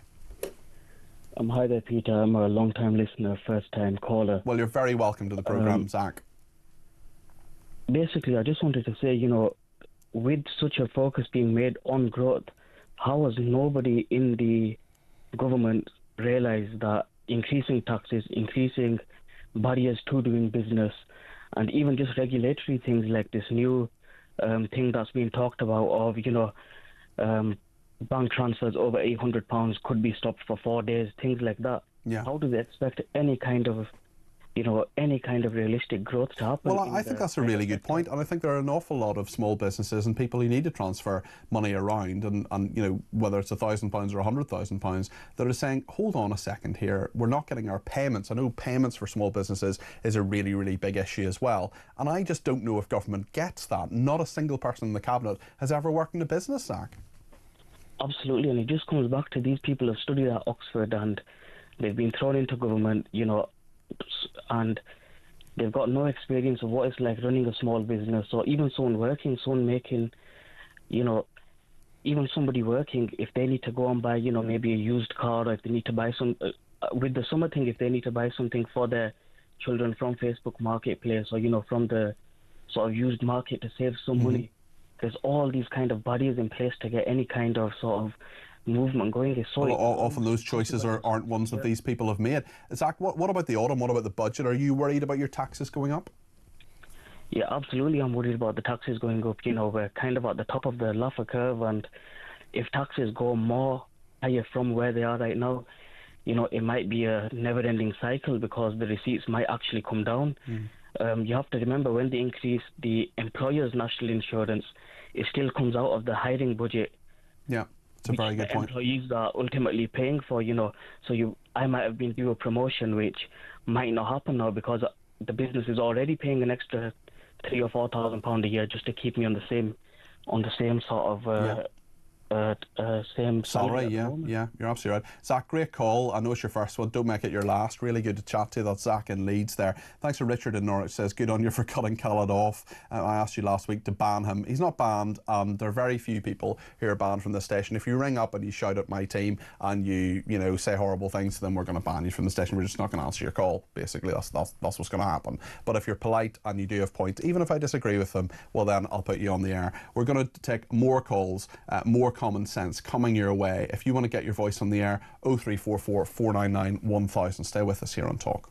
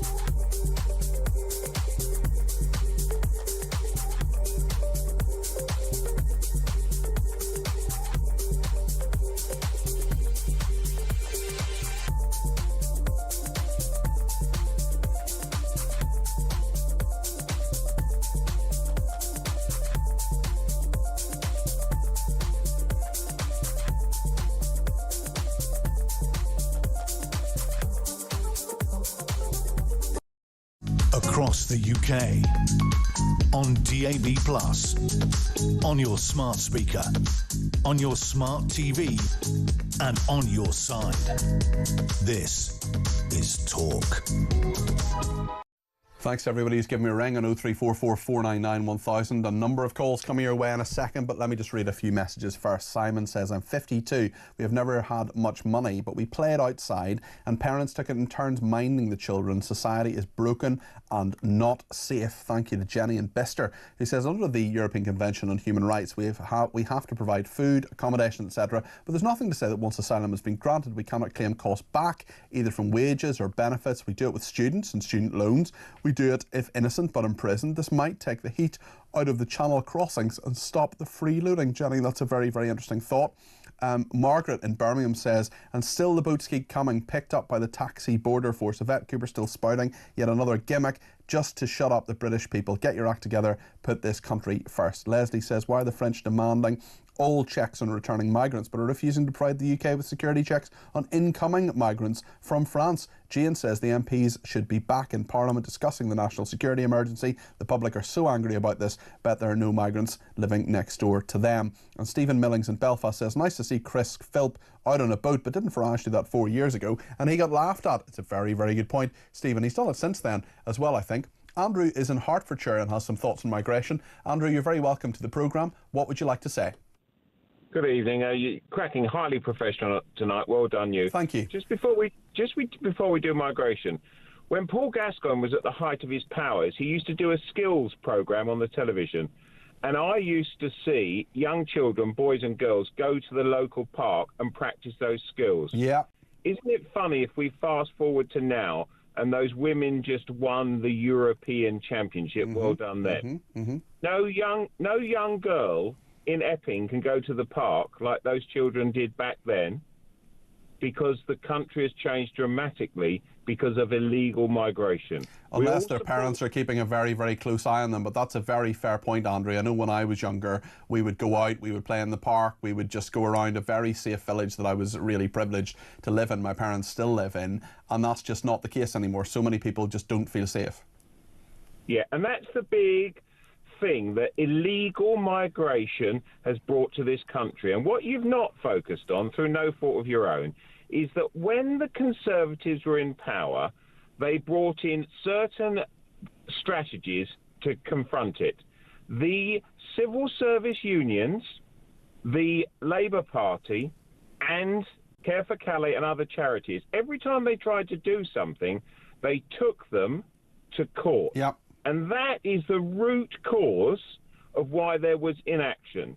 That really genuinely is. So you've got the government of the day is enacting a policy, and then people are challenging it in the courts. And that is exactly, yeah, you're absolutely right, Andrew, and that's exactly what's on the front page of the Times we were talking about earlier in the programme, about migrants using rights laws, human rights laws, to evade deportation. And the fact is that any government putting these things up, the human rights laws are just in the way. Now, the Conservatives say, Matt Vickers said earlier on in the programme that he wants to take away the Human Rights Act here in the UK, but I think maybe that's one idea, or at least ignore that when it comes to these things. But the European Convention on Human Rights is often the problem in this regard. When it was set up in the 1950s, fair enough, at the end of the war, human rights were incredibly important. They still are today. But what the challenges we are facing today, Andrew, are very, very different. 100%. And remember, this is not about human rights. This is about a cynical lawyer like Starmer, and they invented the expression got off for criminals who committed offences. They are manipulating the law to suit their needs. And the democratic vote by the country is for Starmer to smash the gangs and stop it. Yet the courts are this independent third party that is running the country against the will of the people. Now, I'm not advocating violence in any way, Peter, but of all those hotels in the country, I think there's over 200, say there's 50 people in all of them, we're betting a hot summer that there isn't a horrific incident, and then the country, I don't want it, you don't want it, will explode. Yeah. And that is the fault of those judges, the lawyers, the unions and the civil service and Care for Calais. They have stoked this, and there's nothing you and I can do to stop it. It doesn't make me happy to say that. No, it doesn't make me happy to hear it. But Andrew, I can't sit here and disagree with anything you're saying. And as Andrew has said, let's hope that doesn't happen. But if it does, it'll hardly be a surprise. Ian in London's been in touch too. 0344 499 1000. Ian, you're very welcome to the programme. What would you like to say? It's a sad day. It should be a happy day to me that I'm 68 today. Happy birthday. Thank you. But I did not expect that on my 68th birthday, my biggest worry and everything else is, as a Jewish guy and with family, where do we move to? Because today, with two news bits, I can only see that we're going to have to leave from this country. I really hope you don't, Ian, but I can totally understand your reasoning. Tell me your thoughts about that. Well, because first of all, with money-grabbing Gary Lineker, and also the ITV, and I hope that a lot of the people that were going to put adverts on during that show will actually pull the adverts. Well, you know, and I know, Ian, that that's unlikely. But had he put something out on Twitter about, you know, black people or gay people or Muslims or women or any other, well, women aren't a minority, but any other group that he could have criticised, apart from Jews, there's no way on this earth he'd be on ITV. His feet wouldn't have touched the floor. Well, the funny thing with him, and this is the last bit I'm going to speak about Lineker, is that his ex-wife has just married a Jewish guy, and his agent that got him to the position where he is was also Jewish. But anyway, let's get on to the other one. The real fly in the ointment is Starmer. Now, this is a person that when he got into power, I saw an interview with him with Beth Rigby, and he said, I don't agree with everything that Corbyn was standing for, right? And he's actually been worse than Corbyn. He's near enough is saying now... He's been worse than Corbyn? Yeah, because as much as he can say, the Hamas are not my friends, he's giving them. He's giving them every single thing that he wants. And don't tell me they won't be in the government. You and I both know, if we know history, after the Second World War, there were still Nazi politicians that were in the government to take over in Germany and help run it, right? Yeah. They might have been on the thing, but they still did. And here, there is no way he will get rid of Hamas or anything else. He'll say, oh, no, they're nice guys. They're very nice guys. They're reformed, yeah. Listen, yeah. I think that's a fair point. And the likelihood of Hamas not being members of any government of a Palestinian state is pretty low, isn't it? Yeah, and that is odds on. And now it just is for the Jewish community in this country, who really have served this country and always wanted to adapt, never wanted that Whitechapel should be in Hebrew or Yiddish or anything else, but everything is being done to appease the new vote that he wants. Okay. Yeah. As everybody knows, he never won the election. Unfortunately, the Conservatives lost it. And he should. Well, he has an overwhelming majority, Ian. It is a huge one. But listen, the worry that many people from the Jewish community have is something that we hear. We have sympathy for you. We're going to continue to broadcast about anti-Semitism because it's an absolutely horrendous thing in our society. And Ian, I hope that something today is good. I hope you can have a nice birthday. Are you going out this evening or seeing friends or anything like that? Going out with friends, but as I say, the girlfriend is even more to wanting to get out. Right, okay. She's been on it for years, but Peter, you're a blessing. Well, I hope you at least tonight... everybody at talkTV. Thank you, Ian. Well, I hope at least tonight you and the girlfriend and your friends have a lovely time, and a happy birthday to you, Ian. Thank you to Louise, who says, thank you for holding Matt Vickers to account earlier on. His blasé attitude reminds me of why I won't be voting Tory again. They and Blair have utterly ruined the judicial system, getting rid of 20,000 highly trained officers for new recruits and letting DEI into the College of Policing, etc. Carol in Essex says, afternoon, Peter, perhaps if the superintendent who was talking there about those mobile phones in actually, can we play the superintendent again, because this is like a short clip that her press advisors will look at and say, She's read the line. She's done exactly what she's going to say. This is about Oxford Street in London, but I'm sure it's coming to the city on a curbstone near you. This is Curry's, the electrical retailer, who have decided to put these lines out saying, don't hold your mobile phone out, it may get nicked. And this is what a superintendent in the Metropolitan Police has to say about it. Okay, so Mind the Grab for us is really worth backing, and what's great about it from my point of view is it's a retailer doing the ethical thing and trying to help us with an issue. The police alone can't solve the issue around phone theft in the West End, so it's great that Currys are coming online ethically and supporting us, especially for me is giving that first point of service around when someone's phone has been stolen and making sure that initial support is there. I mean, that just tells you everything about where we are as a country. The police don't have control anymore.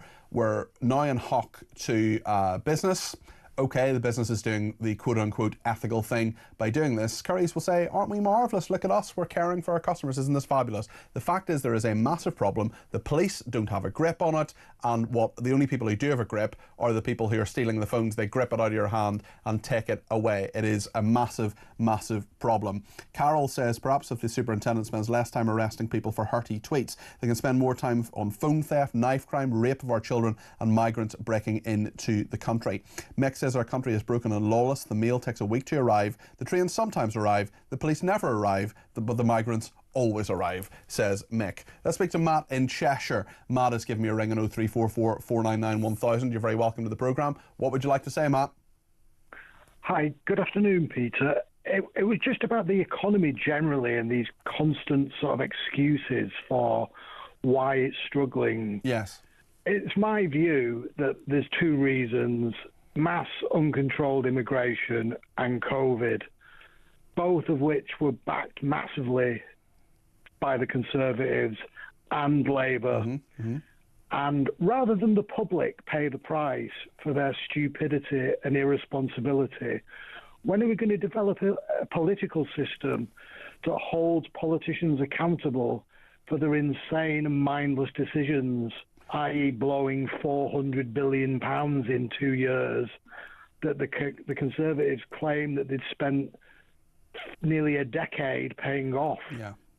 Well, I mean, the fact is we do have democracy in this country, and the polls look as if a completely new party that didn't exist a couple of years ago, that actually has an alternative. I'm not saying people should vote for it or not vote for it. I'm simply saying that democracy, hypothetically, if the polls are to be believed and they're at 34-35% for Reform UK, we could be in a position in 2029 where perhaps for you, perhaps for other people, I don't know, Matt, where democracy could work, because actually you could get out both the Conservatives and Labour and have a totally new government if the polls are to be believed. Reform will win the next election. I've already put a bet on. I absolutely am certain of that. Okay. My point is, why are politicians allowed to ruin people's lives and get away with it, not be held accountable properly, just to disappear to the south of France and retire? When you've destroyed other people's lives with absolutely mindless, stupid decisions, there should be repercussions rather than just being voted out, i.e. time in prison. If there are who would you like to imprison, Matt? Oh, God. Which politician should be in prison and why, apart from Tony Blair? Oh, my God. He's the first. Thank you for that, Pete. Yeah, in The Hague. Yeah. You know the first two immediately without me even mentioning them. One is Keir Starmer, Matt. And one's Tony Blair. Yeah, there we are. This death. You don't need to be on this call, Matt. I can just do it for you. This death loop will never end unless there's some accountability for... If politics is all about keeping power and never doing anything for the public without fear of actually being held accountable for your decisions, if all you do is get voted out and then get another job... Let me play devil's advocate in this, Matt. I'm simply doing this for the sake of having a debate with you rather than this is my view. So a lot of politicians, I spent 3.5 years in politics, as you know, and a lot of politicians really feel that actually the problem is that in their view, there's too much accountability. There's the media, there's Parliament, there's elections, and actually, I'm not arguing for a dictatorship at all, but if you didn't have an election, you could take really, really tricky decisions, right? No politician is going to say something like, right, you know what, we need to really go massively far in the welfare state, for example, and say, well, actually, the welfare state's a bad example. Right, here's a good example. The triple lock, okay, on pensions. Pensioners vote. They are the most reliable group of people to vote. Now, lots of economists say the triple lock doesn't make sense economically. It's something that is really nice to have, but actually we probably can't afford it. No politician, Rachel Reeves, ain't going to stand up in October and say we're going to get rid of the triple lock. That is not going to happen. But a politician might look at the balance sheet and say, look, that's a really politically unpopular decision with a lot of people who vote, a lot of people who think they deserve it. But which politician would make that very, very brave decision knowing that they're going to lose votes in the next election? I agree with everything you just say. The triple lock is completely unsustainable, but that's only because we're letting nearly 1 million people a year into the country. Fair point. Half of which don't contribute anything to the coffers whatsoever. I'm talking about more than that. I'm talking about things like COVID, where children's lives were ruined, businesses were closed down. I'm talking about the farmers' tax, where people are committing suicide. I know hard decisions have to be made, but when decisions are made out of spite, like with this government, out of vindictiveness, purely to pick on certain groups of people because they don't like them, surely losing your seat on losing power is not the only repercussion you should face. Very interesting discussion, Matt. Thank you, as always, Matt, in Cheshire there. Loads more to discuss, including we'll get the latest about Birmingham Airport. A runway has been shut after an aircraft incident. We'll get the latest from Lisa Minnow, the travel editor of The Sun, in a second, and we'll take more calls. Stay with us.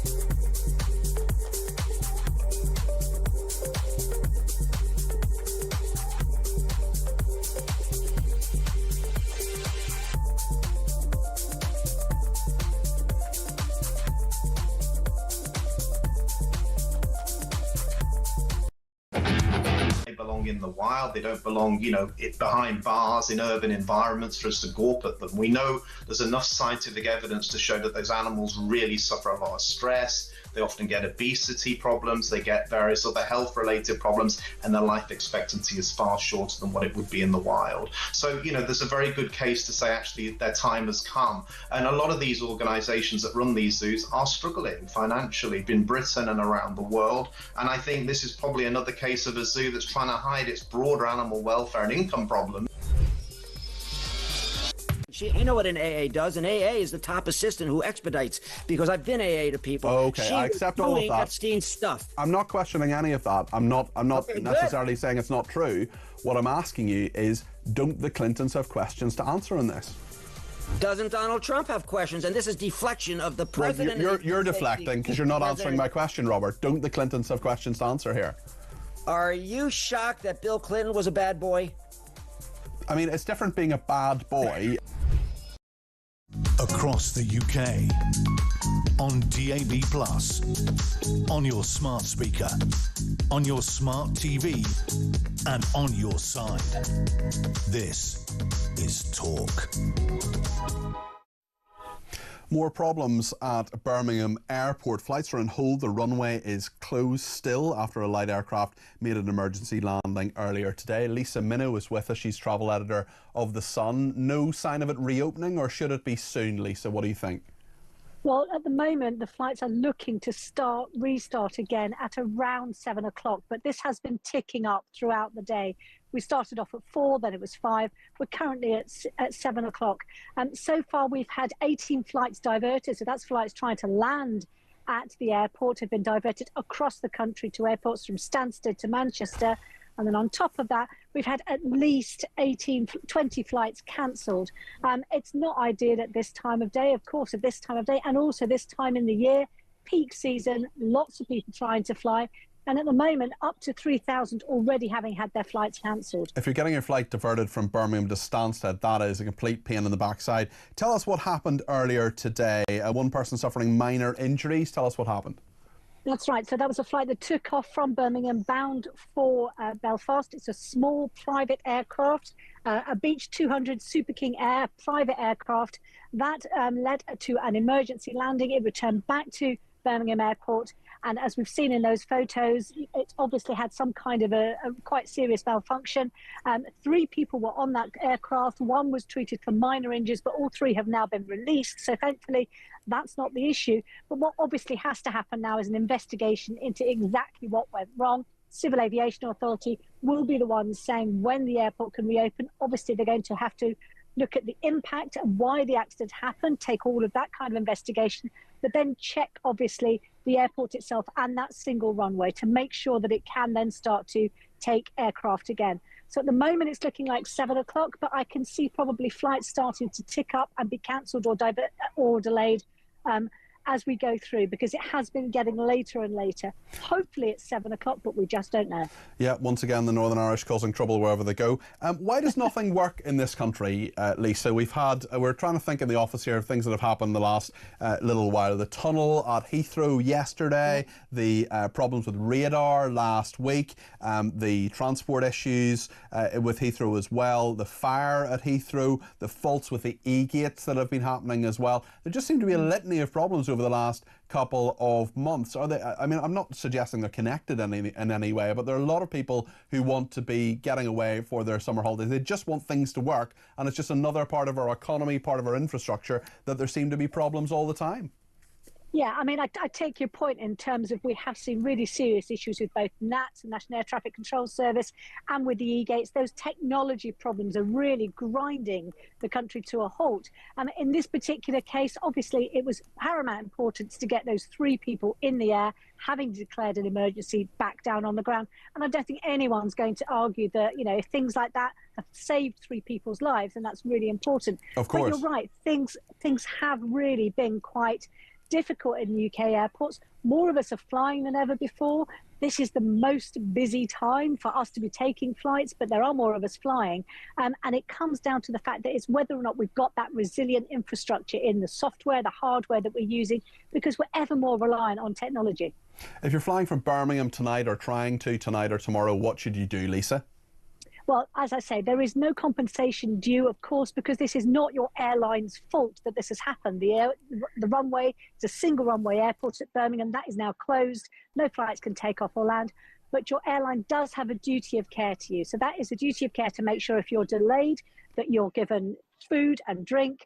And as we head into the evening, possibly some overnight accommodation, because it's getting later and later as we speak. And they have to get you to your destination as soon as possible, by any means possible. If that means perhaps having to book a flight with a different airline, that's what you can do. If you're not getting the food and drink or hotel accommodation that your airline should be giving you, you can, of course, do that yourself, but make sure those expenses are proportionate. We're not talking about going and buying champagne and 5-star hotels here. Make the expenses proportionate. Keep all your receipts, and you should be able to get that back from your airline. Lisa, thanks as always. That's Lisa Minow there, travel editor at The Sun. Do take our advice if you're flying from Birmingham Airport today or tomorrow. Thank you to Rob, who's been in touch. He says, great to see you on a weekday. Thank you, Rob. I'm here all week, and indeed next week, Wednesday, Thursday, Friday as well. No rest for the wicked. I voted Conservative, says Rob, for the first and only time to let Boris get Brexit through Parliament. I might vote Reform for the first time as the next election to get the immigration crisis sorted sorted out. They've got nothing to be proud of. It's obvious illegal migration is wrecking this country. It might be too late to turn things around by the next election. Labour are clueless. It's so depressing. Build detention centres and put the illegal migrants there instead of five-star hotels while they're being processed. I'm convinced that will act as a deterrent. All the best, says Rob. Well, thank you. Stephen Blackburn says, for the Conservatives to win back the public, they need to issue a statement listing all of their failings, and they'll tell people exactly how they intend to remedy them. Politics needs to change and responsibility taken for mistakes. I think Matt in Cheshire would agree with that. Stuart in Wigan says, as a former Boris voter in the Red Wall, Matt Vickers is exactly why I won't vote for the Tories ever again. Spoke to Matt Vickers earlier on a couple of hours ago. Gaslighting us with the most misleading crime stats and talking over the host when he was being tackled on his government's failures. Goodness knows why there are still Tory voters. They are finished, says Stuart in Wigan. Andy in Thatcham says, listening to Matt Vickers earlier, who is actually a good Tory, makes me laugh. It's all about scoring political points against the things the Labour government aren't doing, even if those same things they didn't do in 14 years. Case in point is Chris Philp and the Channel calling out Labour over boats arriving on our coast when they were just as useless. I truly believe a political earthquake is coming and the Tories and Labour will not be involved, even as an opposition party, after the next general election, says Andy in Thatcham. Well, Andy, who do you think will be the opposition? That's an interesting one. Pete in Lincolnshire says, we could have used the Chagos Islands for processing asylum seekers. We did own them, says Pete in Lincolnshire. Lots to discuss in the next hour as well. We'll be talking in just a second of Brendan O'Neill. Always worth listening to him. He's the chief political writer for Spiked on all the main stories of the day. And we'll talk about the BBC too. Lisa Nandy says she's not going to watch MasterChef. Are you? And are you going to watch Gary Lineker on ITV? Let me know your thoughts.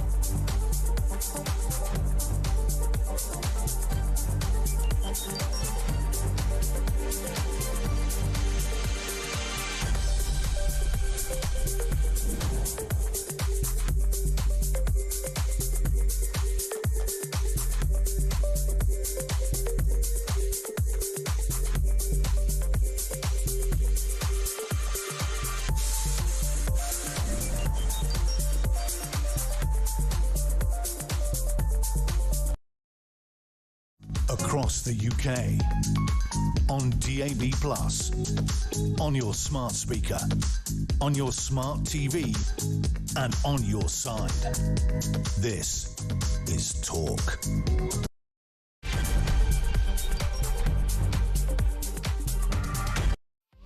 Good evening, this is Talk Drive. It's just gone 6 o'clock. Maybe you're one of the car dwellers heading your way home. It's great to have your company, whether you're home, whether you're in your car, wherever you are, wherever you're listening or watching to talk. You're very, very welcome this evening. I'm here for the next hour, then Kevin O'Sullivan's here between 7 and 10. And indeed, I'm here for the rest of the week on Talk Drive, and indeed Wednesday, Thursday, Friday next week, and at the weekend. So there's just too much of me in your life, probably, but I'm really enjoying it. There's loads to discuss today, although some of it is pretty depressing stuff. The Prime Minister, who has been setting out the migrants deal, the Times says there could actually be huge problems with it on human rights grounds. Unsurprisingly, people are going to be appealing being sent to France. Also, we'll talk about Bob Villan as well at Glastonbury, setting the set.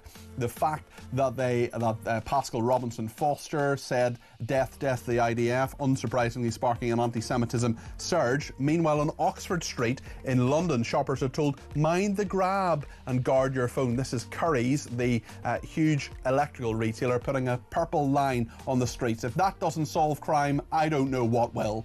Let me know your thoughts on all of this. 0344 499 1000. I also want to hear about whether you're going to watch Gary Lineker on ITV because he's signed a big deal with them. We'll talk as well about staff quitting over office working demands. Come back to work, don't work from home. No thanks, people are saying.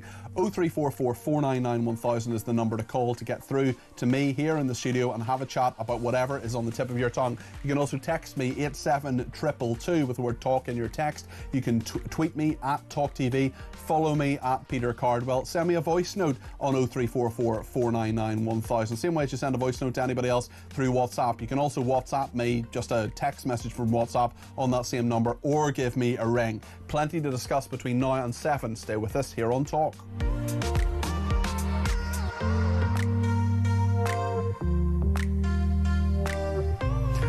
Let's just remind ourselves about what the Prime Minister, Keir Starmer, has said in regard to the migrant deal. This is a clip he posted on social media earlier.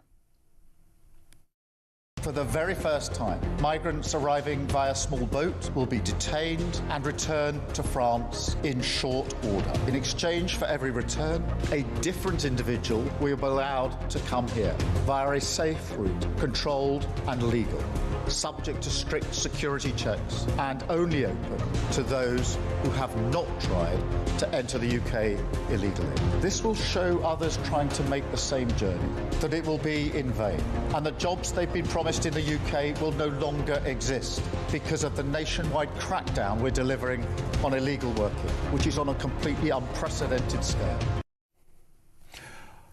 We'll talk about that in just a second, but just to bring the latest from Washington, the call between Trump and the Ukrainian President Zelensky, that has ended. We'll bring you, of course, updated lines from that when we get them. Trump said that Steve Witkoff had a highly productive meeting with Vladimir Putin. We know that happened. Great progress was made, and Trump says, I have updated some of our European allies. There is, of course, a deadline of Friday for Russia to stop bombing Ukraine. That's what Donald Trump says. But what happens next, and will sanctions be imposed? We'll, of course, return to that story, and I wonder if Caroline Leavitt, who is the White House press secretary, will do any sort of briefing on that, maybe Trump himself. If they do, we will bring that to you here between now and 7 o'clock. But I want to speak to Brendan O'Neill now about what Starmer was talking about there in regard to migration.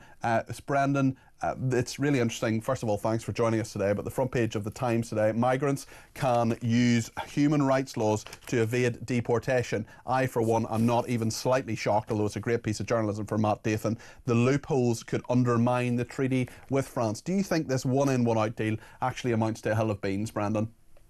It's preposterous. The whole thing is preposterous. Even the very idea of one in, one out is ridiculous. I thought we were supposed to be, drastically reducing the numbers and better controlling our borders. But this just lets the status quo carry on, with maybe a few more deportations than we have at the moment. It's not surprising at all, as you say, that human rights law might be the friend of some of these illegal migrants, because that's the role it increasingly plays, which is to allow people who've come to this country illegally, who broke the law at the very moment of their arrival, it allows them to use that kind of legislation to stay here, to push back against the government. So it just sounds like the old way is going to carry on. And that was really summed up by the fact that as Starmer was making all these pronouncements today, loads more illegal migrants arrived on boats, primarily young men, primarily from regressive cultures, people who are strangers, who we don't want here. It's ongoing, and this is not a solution at all. I just want to play you a clip as well from a superintendent from the Metropolitan Police. My jaw was on the floor when I saw this, and you know and I know, Brendan, when you watch this, that the social media team and her press advisors will be going, oh, this is marvellous, isn't she wonderful, hasn't she done a brilliant job, she's got her messages out there. But I just think the lesson from what we're about to hear from this Metropolitan Police superintendent about the fact that curries in Oxford Street in central London, this is not just a London story, it's going to happen right across the country, I'm sure. They are essentially being part of the solution, the Metropolitan Police would argue, in regard to people getting their phones nicked. This is what the Metropolitan Police had to say about this. OK, so Mind the Grab for us is really worth backing, and what's great about it from my point of view is it's a retailer doing the ethical thing and trying to help us with an issue. The police alone can't solve the issue around phone theft in the West End, so it's great that couriers are coming online ethically and supporting us, especially for me is giving that first point of service around when someone's phone has been stolen and making sure that initial support is there. That's Superintendent Natasha Evans from the Metropolitan Police. I mean, Brendan, are you as depressed as I am when you hear that? It's so depressing. There's something so fatalistic about this campaign. Mind the grab. You know, the idea is that this is just part of natural life in London now, that someone's going to cycle past you or a gang of people will cycle past you and grab your phone.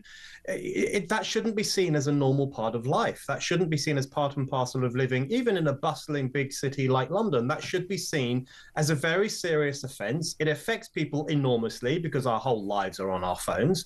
Even the way we pay for things are on our phones, the way we speak to friends and family, everything.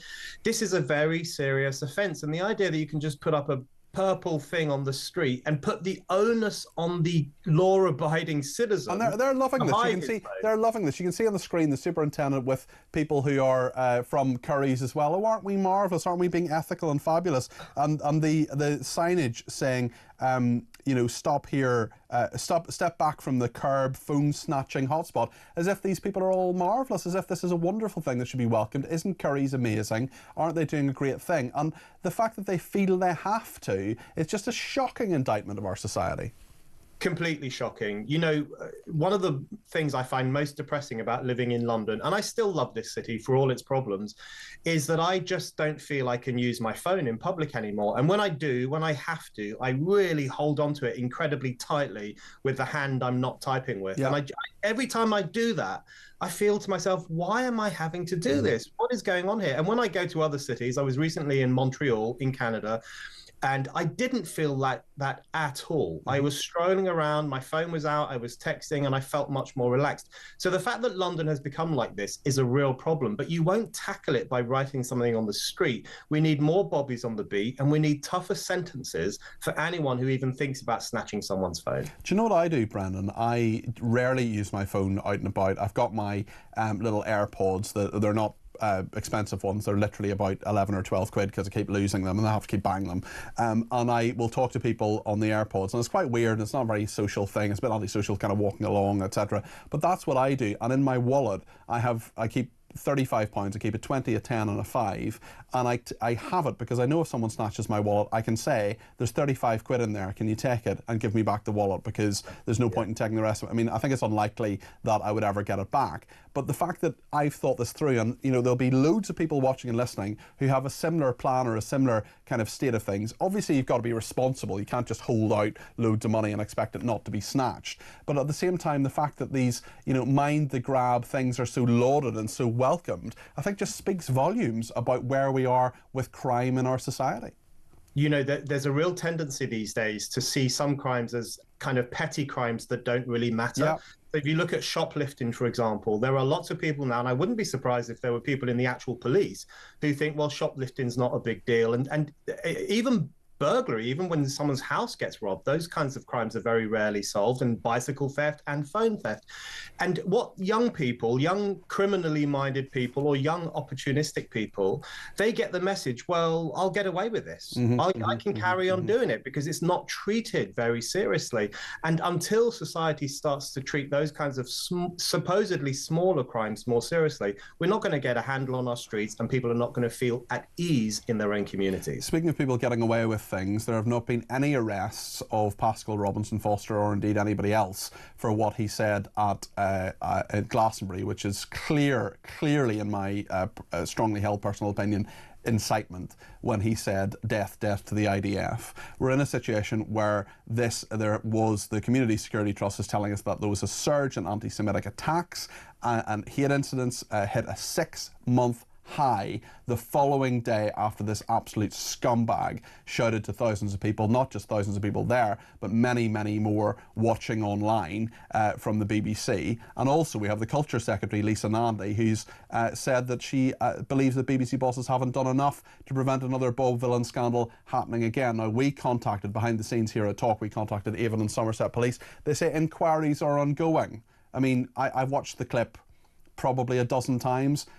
I just wonder what further inquiry is needed from Avon and Somerset Police, what further is needed for the BBC to take action in this. And you and I both know, Brendan, that had he shouted death to, I don't know, gay people, black people, Muslims, women, for example, his feet would not have touched the floor. He would have been arrested.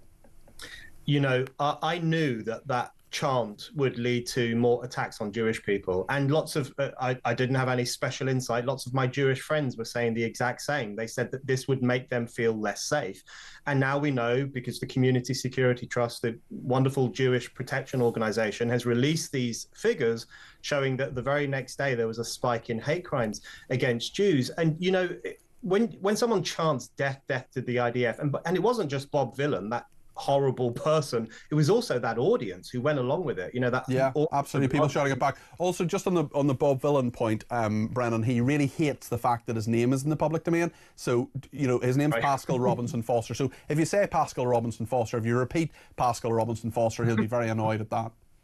Right, so Pascal Robinson Foster, you know, not only did he whip up these young privileged people into a chant of death for Jewish soldiers, he also, you will remember, Peter, he talked about his Zionist manager he used to have and how much he hated him. And we know he's talking about a Jew. We're not stupid. We know who they're talking about.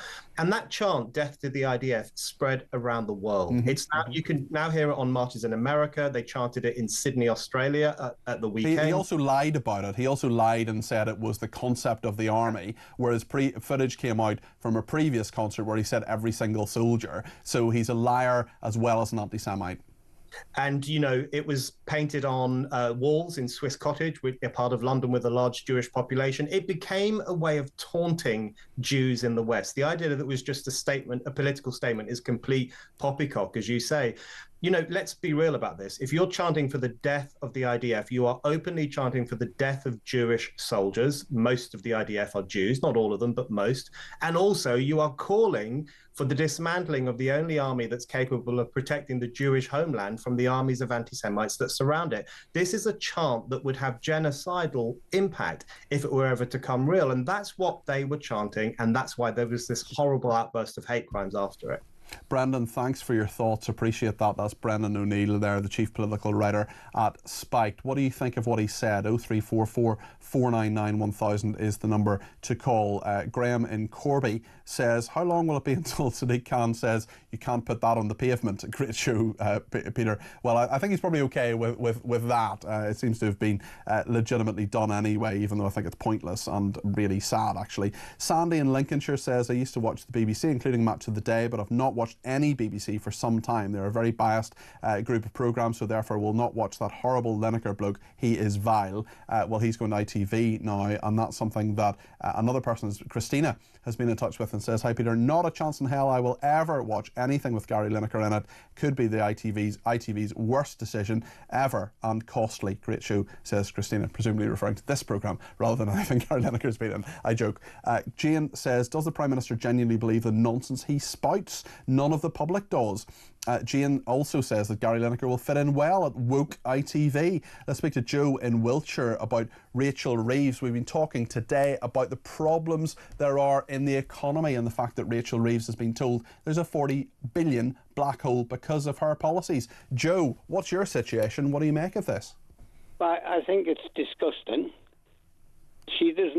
I don't think she went to school for learning arithmetic.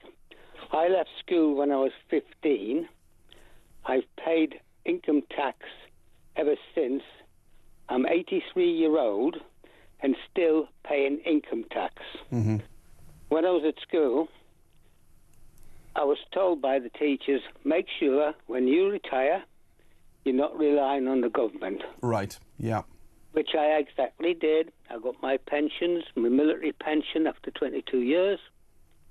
And what rags me, I'm still paying income tax at 20%. And you've served our country, Joe, as well. You're in the Air Force, I understand?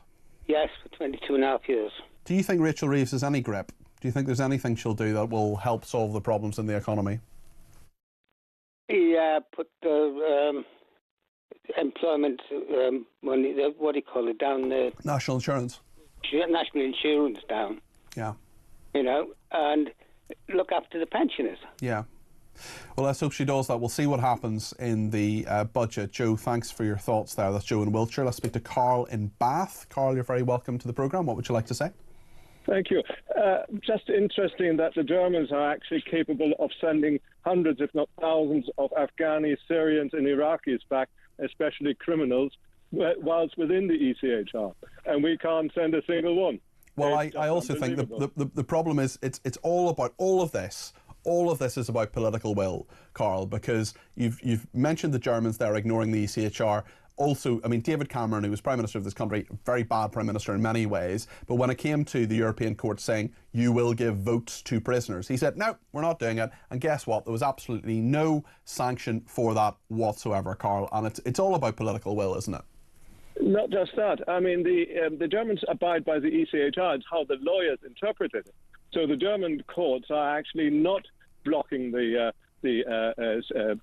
repatriation of people that haven't got or haven't received asylum, weren't successful, and they can actually do it. So it's our lawyers, it's our Supreme Court, it's our human rights sort of organizations which are blocking it, not the law itself. It's how you actually deal with the law. And the Germans are now sort of dealing with it in a more sensible way than we are. Is your knowledge of Germany perhaps because you used to live there, Carl? I notice a little lilt in your accent, perhaps? Absolutely. I grew up in Germany. My dad was British military, my mum was German. So I've okay. in both countries. Whereabouts in Germany did you grow up? Northern Germany, sort of. He was stationed in Sennelager, and then we moved to Hamburg from there after his military time.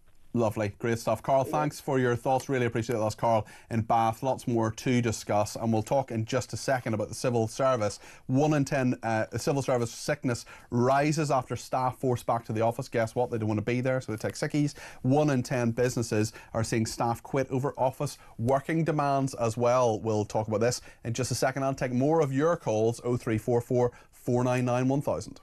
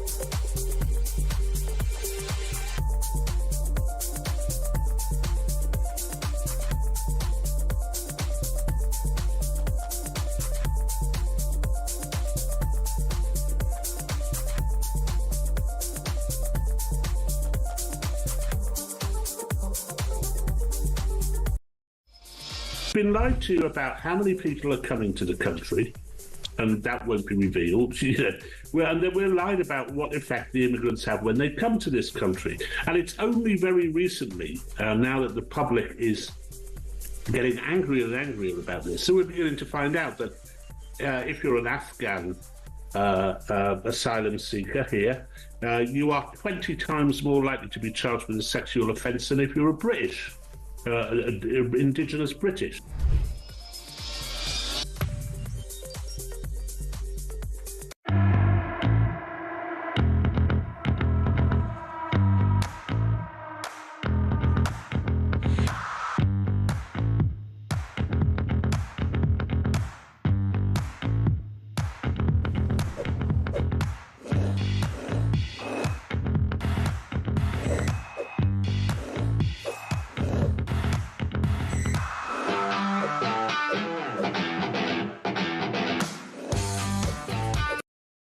Across the UK, on DAB+, on your smart speaker, on your smart TV, and on your side.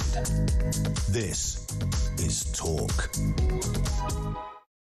Let me just bring you an updated line in regard to what's happening in America at Fort Stewart, that is in the state of Georgia. 5 US soldiers have been shot at the Fort Stewart base in Georgia. The suspected shooter is in custody. That's according to the US Army. So that is just the latest on that shooting at Fort Stewart in Georgia in the United States. 5 US soldiers shot there.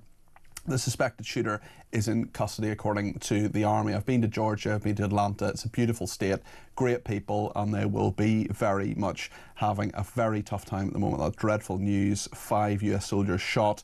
The suspected shooter in custody according to the Army officials. Will bring you any latest news on that, of course, between now and 7. And I should say I've just been on Twitter looking at a few of the messages coming through, and Peter Blexley is on the train. He's on the way in, and he will be with Kevin O'Sullivan at 7 o'clock. So both Peter and Kevin, of course, Kevin in this chair at between 7 o'clock and 10. Peter Blexley will be there for an hour, I think.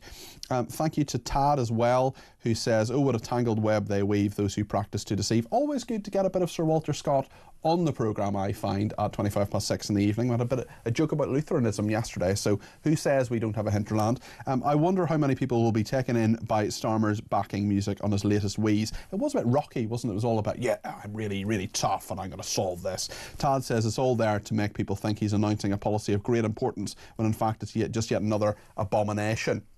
On Matt Vickers as well, more response to that interview at the start of the programme with the Shadow Home Office Minister, Matt Vickers. James says he comes across as a nice bloke, but can somebody please explain to them we are not listening to the Tories? They've had so many chances and let us down, and no one is about to forget. So thank you for that. And Darren in South Wales as well says, now that Gillian Maxwell is in a lower security facility, which is said to be a nicer place to be, and it sounds as if she has given them some of her secrets to get to a nicer place, long before the stress just becomes too much and she quote-unquote commits suicide, says Darren in South Wales. Well, Dan, I don't think that's going to happen. I actually do believe Jeffrey Epstein took his own life. I also believe David Kelly took his own life. So there are a lot of conspiracy theories I just don't believe. Also, John Fitzgerald Kennedy was shot by Lee Harvey Oswald from the Texas Book Depository, and he acted alone. So sorry to disappoint you on that front.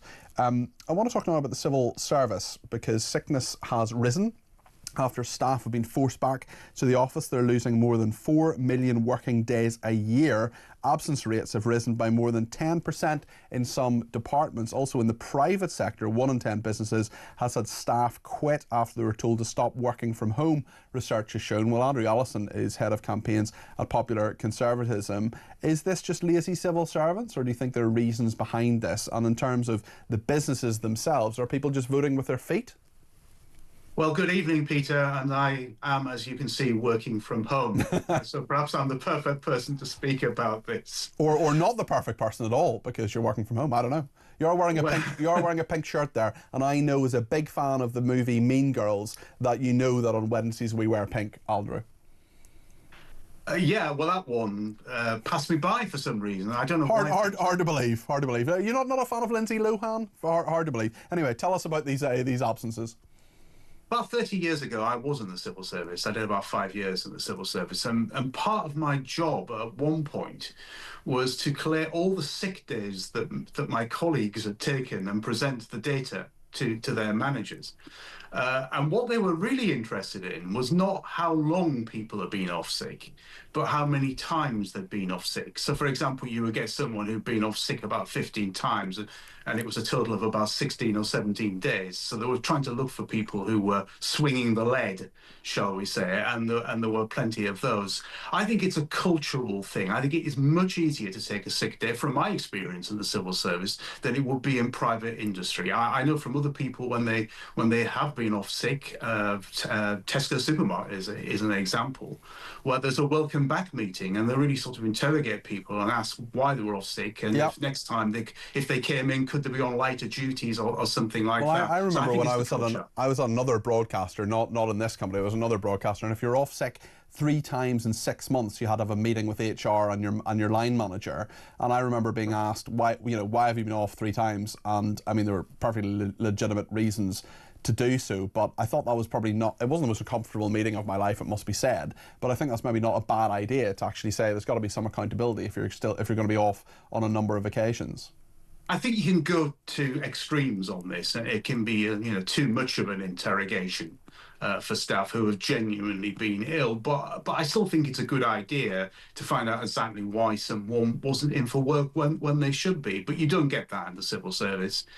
People can just take days and days off. It's all on full pay, and no one really seems to be bothered because it's not their money, at least not directly their money. Yeah. Well, in terms of businesses themselves, 1 in 10 of them has had staff quit after they were told to stop working from home. Do we kind of demonise working from home? I've worked from home sometimes. I can't work from home when I'm doing this, obviously, but I've worked from home on various occasions, and sometimes you can actually be quite productive. Is it something that is...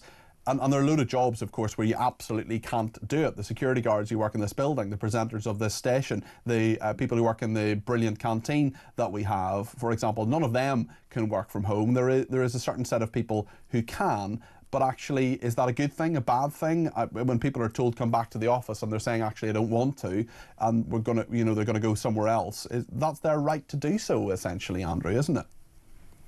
Apart from a 5-month stint working at the European Parliament, 2019 into 2020, when we actually left the European Union, I've worked from home basically for about the last 14 years. Wow. And it's worked very well for me. But I have the sort of job that suits working from home. I do a lot of writing. I do broadcast interviews, which I can quite comfortably do from home. This week I'm preparing Popcorn's newsletter that goes out every Friday. These are things that can easily be done from home. And I have colleagues who work from home, but we're all experienced people and we know exactly what we're doing. And we communicate, via Zoom. We had a Zoom meeting this morning, and we communicate through WhatsApp groups and things like that. But I think for the majority of businesses, they want to see their staff. And it really is up to the employer. Now, I know Labour, Angela Rayner, is trying to change this, where there's got to be very good reasons why an employer Well, it's interesting, in her own department, the Ministry of Housing, Communities and Local Government, absences have risen by 12%. Also, figures published by the Office of National Statistics show that on average, public sector sickness rates, public sector, are almost 50% higher than those in the private sector. I mean, that is really interesting. Whitehall officials said the sickness level among civil servants was lower than both the wider public sector and private sector comparators. But nonetheless, that stark statistic there, that public sector sickness rates are almost 50% higher than those in the private sector. I mean, that there's got to be some sort of sense of, if you're in the civil service and you take a sick day, is less of a consequence than if you're in the private sector. Yeah, and it's exactly what I was saying earlier, Peter. The culture inside the civil service tends to be more accommodating to people who want to take sick days off, because it doesn't affect their business in the same way as it would affect a private business. And a lot of this, according to the newspaper reports that I've read in the Times, a lot of this is to do with staff being told that they will have to go back to the office for at least 60% of the time, 3 days a week. And them not liking it. But it really is up to an employer and an employee to come up with some form of arrangement. But if in your contract of employment it says that your usual place of work is at 25 Victoria Street or wherever it happens to be, then that's your usual place of work, and that's where you should be working. Andrew, thanks very much indeed. All I can say is you go, Glen Coco. That's Andrew Allison, Head of Campaigns at Popular Conservatism there. Stuart Jolly is in Burnley and says, great show as ever. I firmly believe we deserve to be where we are as a country. It is punishment for voting the Labour government in. Reform all the way. Jane says, whilst there is money for hotels and migrants, they shouldn't even think about taxing hard-working people. They have no more to give. They can blame the Tories, they can blame Trump. It is down to them and their incompetence. They should resign. Ellie in Wales says, afternoon Peter, afternoon Ellie. Starmer saying the UK will recognise a Palestinian state. Can I respectfully say and remind him he does? To speak for me, I'm sure he doesn't speak for the majority of this country either. I'm just sick of this government saying things as if we've all agreed. Well, I didn't agree with that. I haven't agreed most of what they've done. So no, we won't recognise a Palestinian state. It is Israel's land and always has been, in Ellie's opinion. So thanks for that.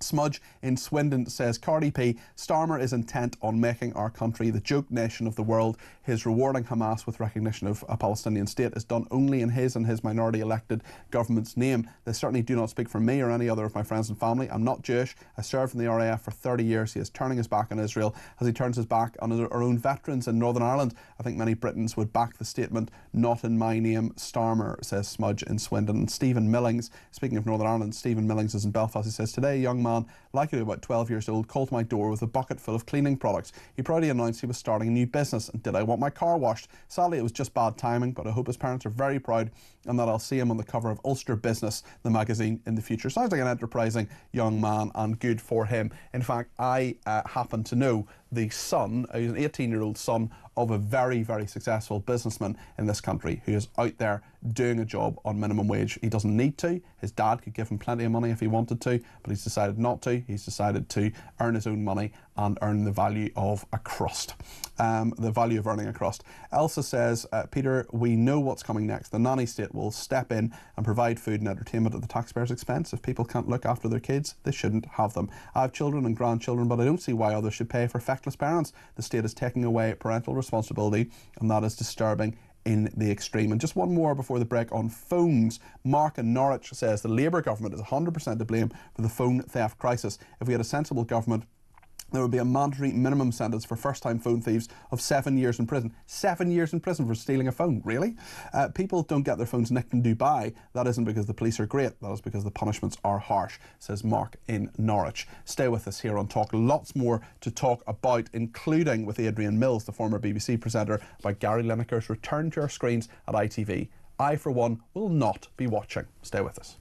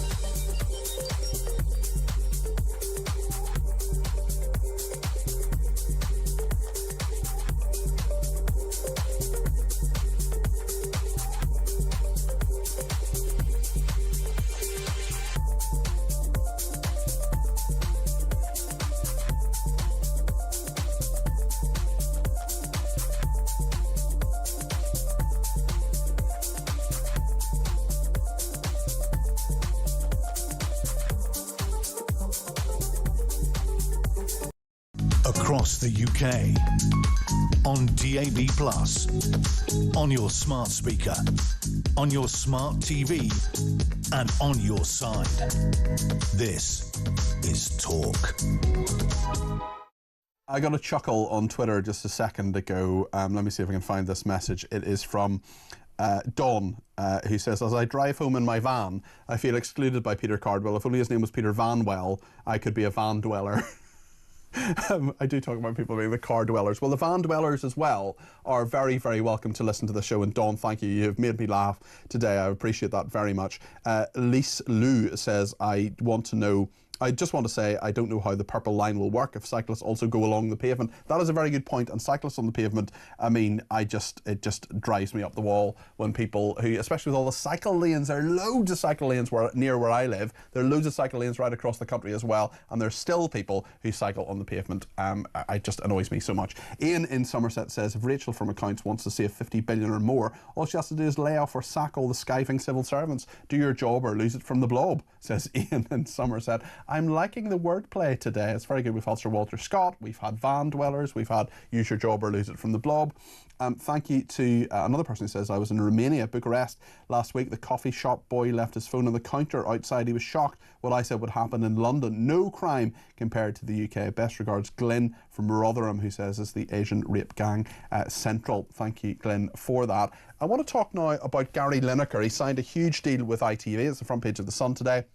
He's going to host a game show dubbed a cross between I'm a Celebrity and SAS Who Dares Wins. Well, there we are. He's landed on his feet again. It's going to be called The Box. It's apparently going to infuriate his old BBC employers. He, of course, was forced to step back. I hate this phrase, step back. He was sacked from the BBC amid accusations of anti-Semitism. His new show will see 12 celebrities put in boxes and giving daring challenges. It's touted to be the successor to Ant and Dec's Saturday Night Takeaway. Meanwhile, Lisa Nandy says she's not going to watch MasterChef, the new series that is going to be shown. Greg Wallace and John Turode will be there, but it's all been very heavily edited. Adrian Mills is a former BBC presenter. Adrian, will you be watching Gary Lineker on ITV? Well, that's a very good question, but I don't think it's just to present a game show. I think ITV have seen a great opportunity here and decided that with the World Cup coming up and then a couple of years' time the Euros again, Gary Lineker was going to be the #1 man for the BBC. And ITV have gone, do you know something? We'll grab Gary Lineker because whether you like him or not, he does have a following. And I suspect there will be one or two other very loyal co-presenters who will join him. Well, that's a very good point as well. And the BBC came in for a lot of stick when they changed football focus. It was accused of going very woke. It's lost a lot of viewers. So I think ITV will see this as a resounding success. Whether Gary Lineker is a good Saturday night primetime entertainment presenter, well, that remains to be seen. I'm not convinced about that. I'm not for cancel culture in general, but what do you have to do to be cancelled? I mean, he retweeted something which was about Jewish people and had a rat in it, which is an anti-Semitic trope. We're in a situation where had he done that about, I said this before in the programme, if he'd done that about women, if he'd done that about black people, if he'd done that about gay people, if he'd done that about Muslims, his feet wouldn't have touched the floor, he'd been out the door. Yet somehow Gary Lineker is untouchable. Why do you think he's untouchable? Do you know, it's very interesting you should say that, because I remember literally about 20 years ago, there was a story bouncing around and Gary Lineker's name was associated with it. I won't go into the detail. I know the one you're talking about. Right, and a well-known editor of a tabloid newspaper said to me, everybody's talking about it, but we're not going to run it. And I said, well, it's a brilliant story. And he went, do you know why we're not going to run it? Because there are certain people in this life, usually on television, that actually are a bit untouchable in terms of the repercussions to the newspaper would be greater than on that individual. And I'm afraid Gary Lineker does have a slight Teflon coating. He certainly does. Tell us about MasterChef, because it's returning. Greg Wallace and John Turode are there, but of course a lot of editing seems to have happened. Huge changes fans are spotting. There's much less banter between the hosts, apparently is virtually non-existent, and interaction between the hosts and the contestants has also been edited back. Is anybody going to watch it, do you think? I think that there is a loyal audience for the programme, but I think people really were getting slightly sick of the presentation style. But yet again, I go back to the production company that were hired to make these programmes. They all like the Cockney banter. They like the cheeky chappy. Why has nobody lost their jobs at the BBC for commissioning it? Why has nobody lost their jobs for actually running the programme as an independent production company? And I have to say, the only reason you would run this programme is well, there's two, actually. One, it's cost a small fortune and the BBC have paid for it. You and I as licence payers have paid for it. But two, more importantly, I feel incredibly sorry for those hard-working chefs whose lives would be possibly changed forever by succeeding on the programme. And to take that away from them, I would have been incredibly mean, I feel. Yeah, it's a very, very fair point, and it's one that a lot of people will agree with. And loads of people enjoyed MasterChef. Loads of people thought it was a really good programme. Little did they know what was going on behind the scenes. But I think that's probably true with so many programmes. Yeah. And I have to say, and you may be aware of this as well, there is a story about to break about a female presenter at the BBC who has been showing a junior colleague rather racy pictures. And it's upset the colleague so much that she's complained. The presenter's been dragged in to see the management. And apparently the name of this presenter will have repercussions across a number of programmes. Well, I think that is the next thing. I also think the relationships between older male presenters and younger male employees as well is something that's going to be coming out a lot more as time goes on. Listen, thank you, Adrian. I really appreciate that. That's Adrian Mills there, former BBC presenter himself. He worked on That's Life and many other programmes as well. Just the latest lines coming out of Washington. European leaders took part in a call with Trump, and that is, of course, Trump talking to Zelensky, and Russia should end the war, says Trump. Well, we know that's his thought, but he's reiterated that message as well. Gary says, all I can say is when Gary Lineker's new show is on, I will be painting a wall and watching the paint dry. Sue is in London and has given me a ring, 0344 499 1000. Sue, you're very welcome to the programme. What would you like to say? Hi, Peter. Thank you so much for having me on. Firstly, I really feel that this government has got its fingers in his ears and is just going, blah, blah, blah, I'm not listening, I'm not listening, I'm not listening. Because it's the... sorry, I'm Jewish. I live in London. The anti-Semitism is through the roof. You know, I was just in Tesco, and this young Muslim girl, walking around with a big Palestine T-shirt on, and you know, it's like you're walking around showing, you know, you're supporting a murderous cult, death cult, and nobody bats an eyelid. I mean, she might argue. Sue, don't get me wrong. I'm as big a supporter of the Jewish people, I think, as I possibly can be without actually being Jewish. But she might argue. I'm just for playing devil's advocate here. She might say, well, she's interested in the Palestinian cause and the freedom of the Palestinian people. She may not necessarily be supporting Hamas. Yeah, but what was on the back of her T-shirt? I know, and a couple of other people who were there, that we both sort of spotted her, and we both went, "That's illegal." She had writing on the back of it that was not. But you see, as well, I just wanted to tell you that you were talking about the CST and how they're saying that. Just for people who don't know what it is, the Community Security Trust. Yeah, it spots anti-Semitism. It reports on these things. Yeah. Right. So the latest wheeze is you film yourself driving down a in a Jewish area with visibly Jewish people, like men with hats and beards and stuff, and you use a water pistol. I saw this. I saw this today online. Yeah, I saw this today online. Yeah. I have a question, Peter. Now that's not funny, and it's not nice. It's not funny. But how long is it going to be until that is not a water pistol and that's a real gun? Because that's what's scaring the hell out of me. And also, I just want to, because again, like I said at the beginning, I feel like this government has its fingers in its ears and it's going, I'm not listening, I'm not listening, I'm not listening. This is not happening, and you know everything is fine. It's not. It's getting crucial here for Jewish people in this country. And literally just walking around Tesco's today, I bumped into 4 people I knew. And 3 out of 4 of us are saying, we're leaving, we're off.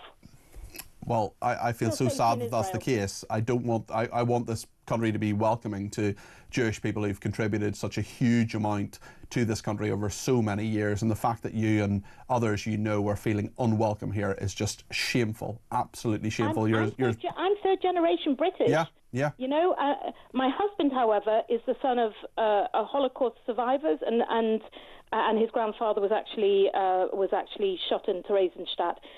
You know, he grew up with a bag packed under the stairs, ready to go at moments, and we are now saying this country is not good for us now. And if Britain is going to accept in Gazans as refugees, I don't think there are many.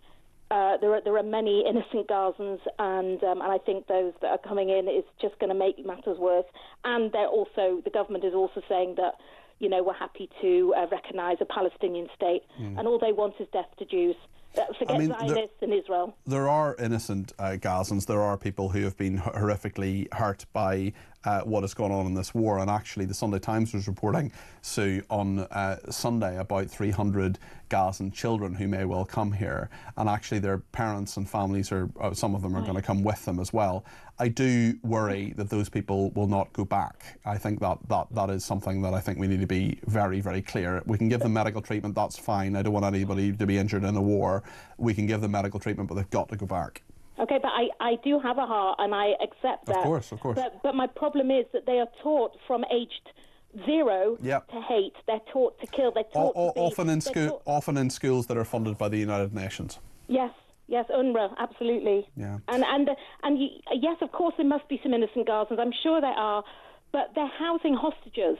Yeah. Those that aren't in tunnels, they housed and are housing. We have witnesses. We have people. You're absolutely right. You're absolutely right. Look, there is a humanitarian crisis in Gaza. There's no doubt about that. There's much more that needs to be done to feed those people, but they cannot provide the atmosphere in which Hamas thrives, and hopefully Hamas will be defeated. Sue, thank you so much, and I wish you well, because there are loads of Jewish people I speak to who feel exactly the same way and feel under siege and under threat here in this country. They're not themselves accountable for what Benjamin Netanyahu does or doesn't do. They're simply people who want to contribute to our society. Please let them. Please stand up for your Jewish friends and neighbours. I try to on this programme. The anti-Semitism in this country is out of control, as Sue correctly says. We're going to take more of your calls and then go to Kevin O'Sullivan at 7 o'clock. He'll be with Peter Blexley, and plenty more to discuss from your calls. Grace is on the line, so's Haley. We'll take them after the break, maybe Tom and rugby as well. Plenty to discuss between now and 7.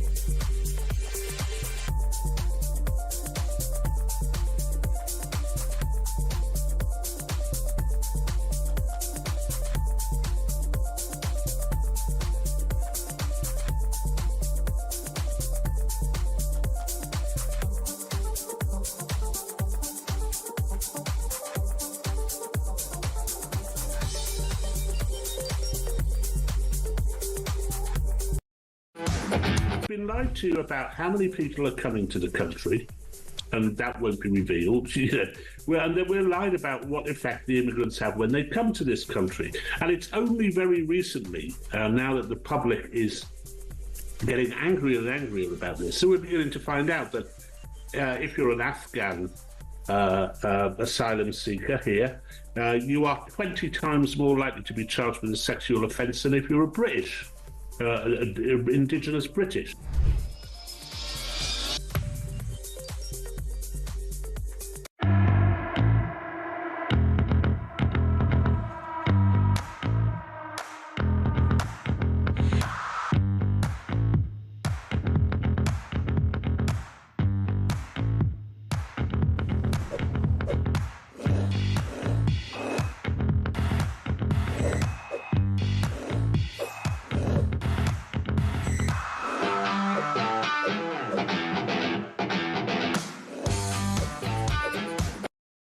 across the UK, on DAB+, on your smart speaker, on your smart TV, and on your side.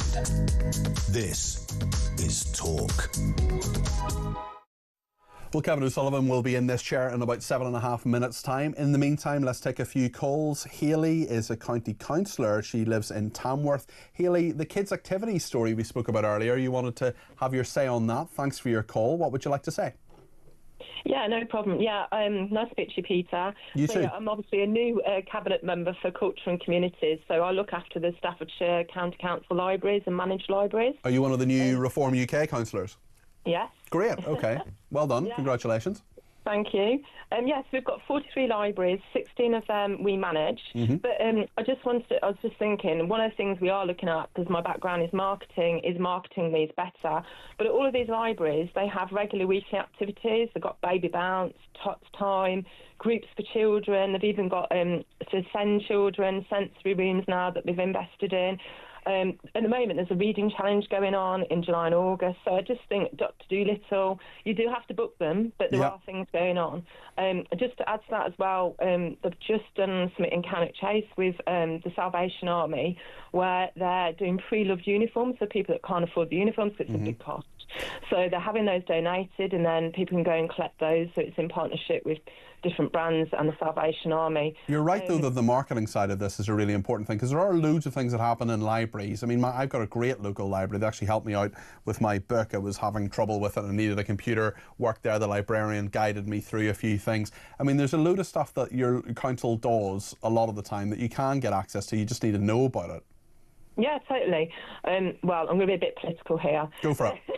So, yeah, it's something that we've pulled out that the Conservatives didn't do enough of. So, obviously, because it's my background, I'm going to be heavily doing that. So I'm reviewing all of that to make sure we communicate better. Well, listen, good luck with it all, and I hope that this summer, and probably more even next summer, that the kids have a great summer in that area. I really appreciate that. That's Hayley Cools there, who's a councillor in Tamworth, who gave us a ring there. Tom's in Rugby on kids' activities. Tom, what would you like to say?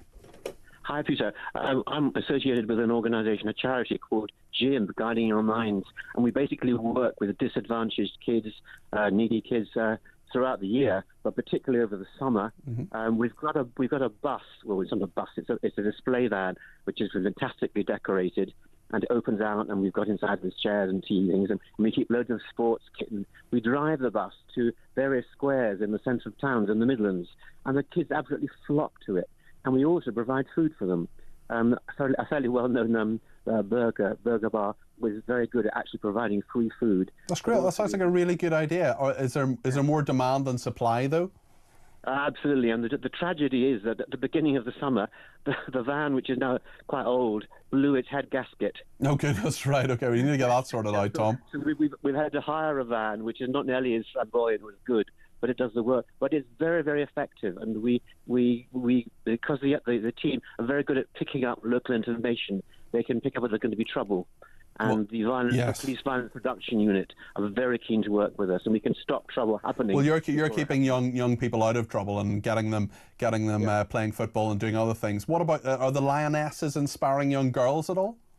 I actually don't know, but they do get a lot of girls involved in the work. Well, that's good. Flock to the van. Good stuff, Tom. Glad to hear it. Thank you very much. Grace is in London and has some thoughts on phone crime. Grace, you're on the air. What would you like to say?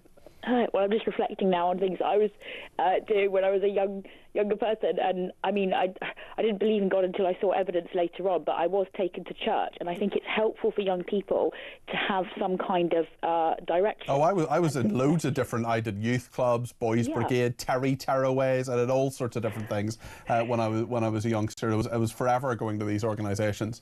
Yeah, and I think that deep down, to some extent, most human beings know what is right and wrong, but lots of things also influence people's behaviour. And for a long time in this country, a lot of people have grown up hearing, you shall not steal things. Yeah, you should put others before yourself sometimes. Yeah. And one of the changes that's happened is that less and less of that messaging is getting to young people. Instead, young people are growing up hearing, you do you. You go for what you want. And also loads of advertising around them from a really early age. And I feel like that cultural shift might be one of the factors contributing to the increase in people nicking things. It's not That's a just very about interesting point, policing. Grace. Yeah. Well, we were told to have a very selfish society. We're told to put everything online and record everything we're doing and all those sorts of things. And actually, maybe it's just about pushing the focus out rather than in a bit. Yeah, I think we need to think about not only how could we clamp down on people who commit criminal acts, although that's obviously always going to need to happen because there will always be human beings who can be evil in any society. That's always been the case. There's always been theft. We hear about it now slightly more because of the media, but it's unfortunately always gone on. But I think we need to think about what's right and wrong and how we know what's right and wrong and how we can encourage people towards doing what's right. And also, you know, none of us are going to go out and nick things, I hope, but we can also reflect on our own behaviour as well. If we want to make society better, we need to think about what we can do ourselves. It's a very good point, Grace. Encouraging good values in other people. Well, you're talking great sense as usual, Grace. Thank you very much. Thanks also to Nicola, who says, my daughter is converting to the Jewish religion. She's only 26. I worry so much about her. I'm scared for her. Well, Nicola, if she believes that, if she wants to become Jewish, then I think she should. And I'm sure you will be a very supportive parent to her. Thanks also to Joseph. He says, great show again. I love the James Whale moment where you cut off Khaled. I reckon James would have clapped you in the back and said, well done. Well, that would have been lovely. And we, of course, reflect on his memory and his legacy this week. Thank you to Joseph for his kind message. Kevin O'Sullivan will be here on the other side of the news. Hi, Kevin. Hi, Peter. Yeah, Khaled. He used to phone in under a number of different names because we got so bored with him always. I think the key moment with Khaled was with you last week when you said, could you name anything Israel has ever done that's any good? Yes. And he goes, I can't think of anything. That's the only thing that actually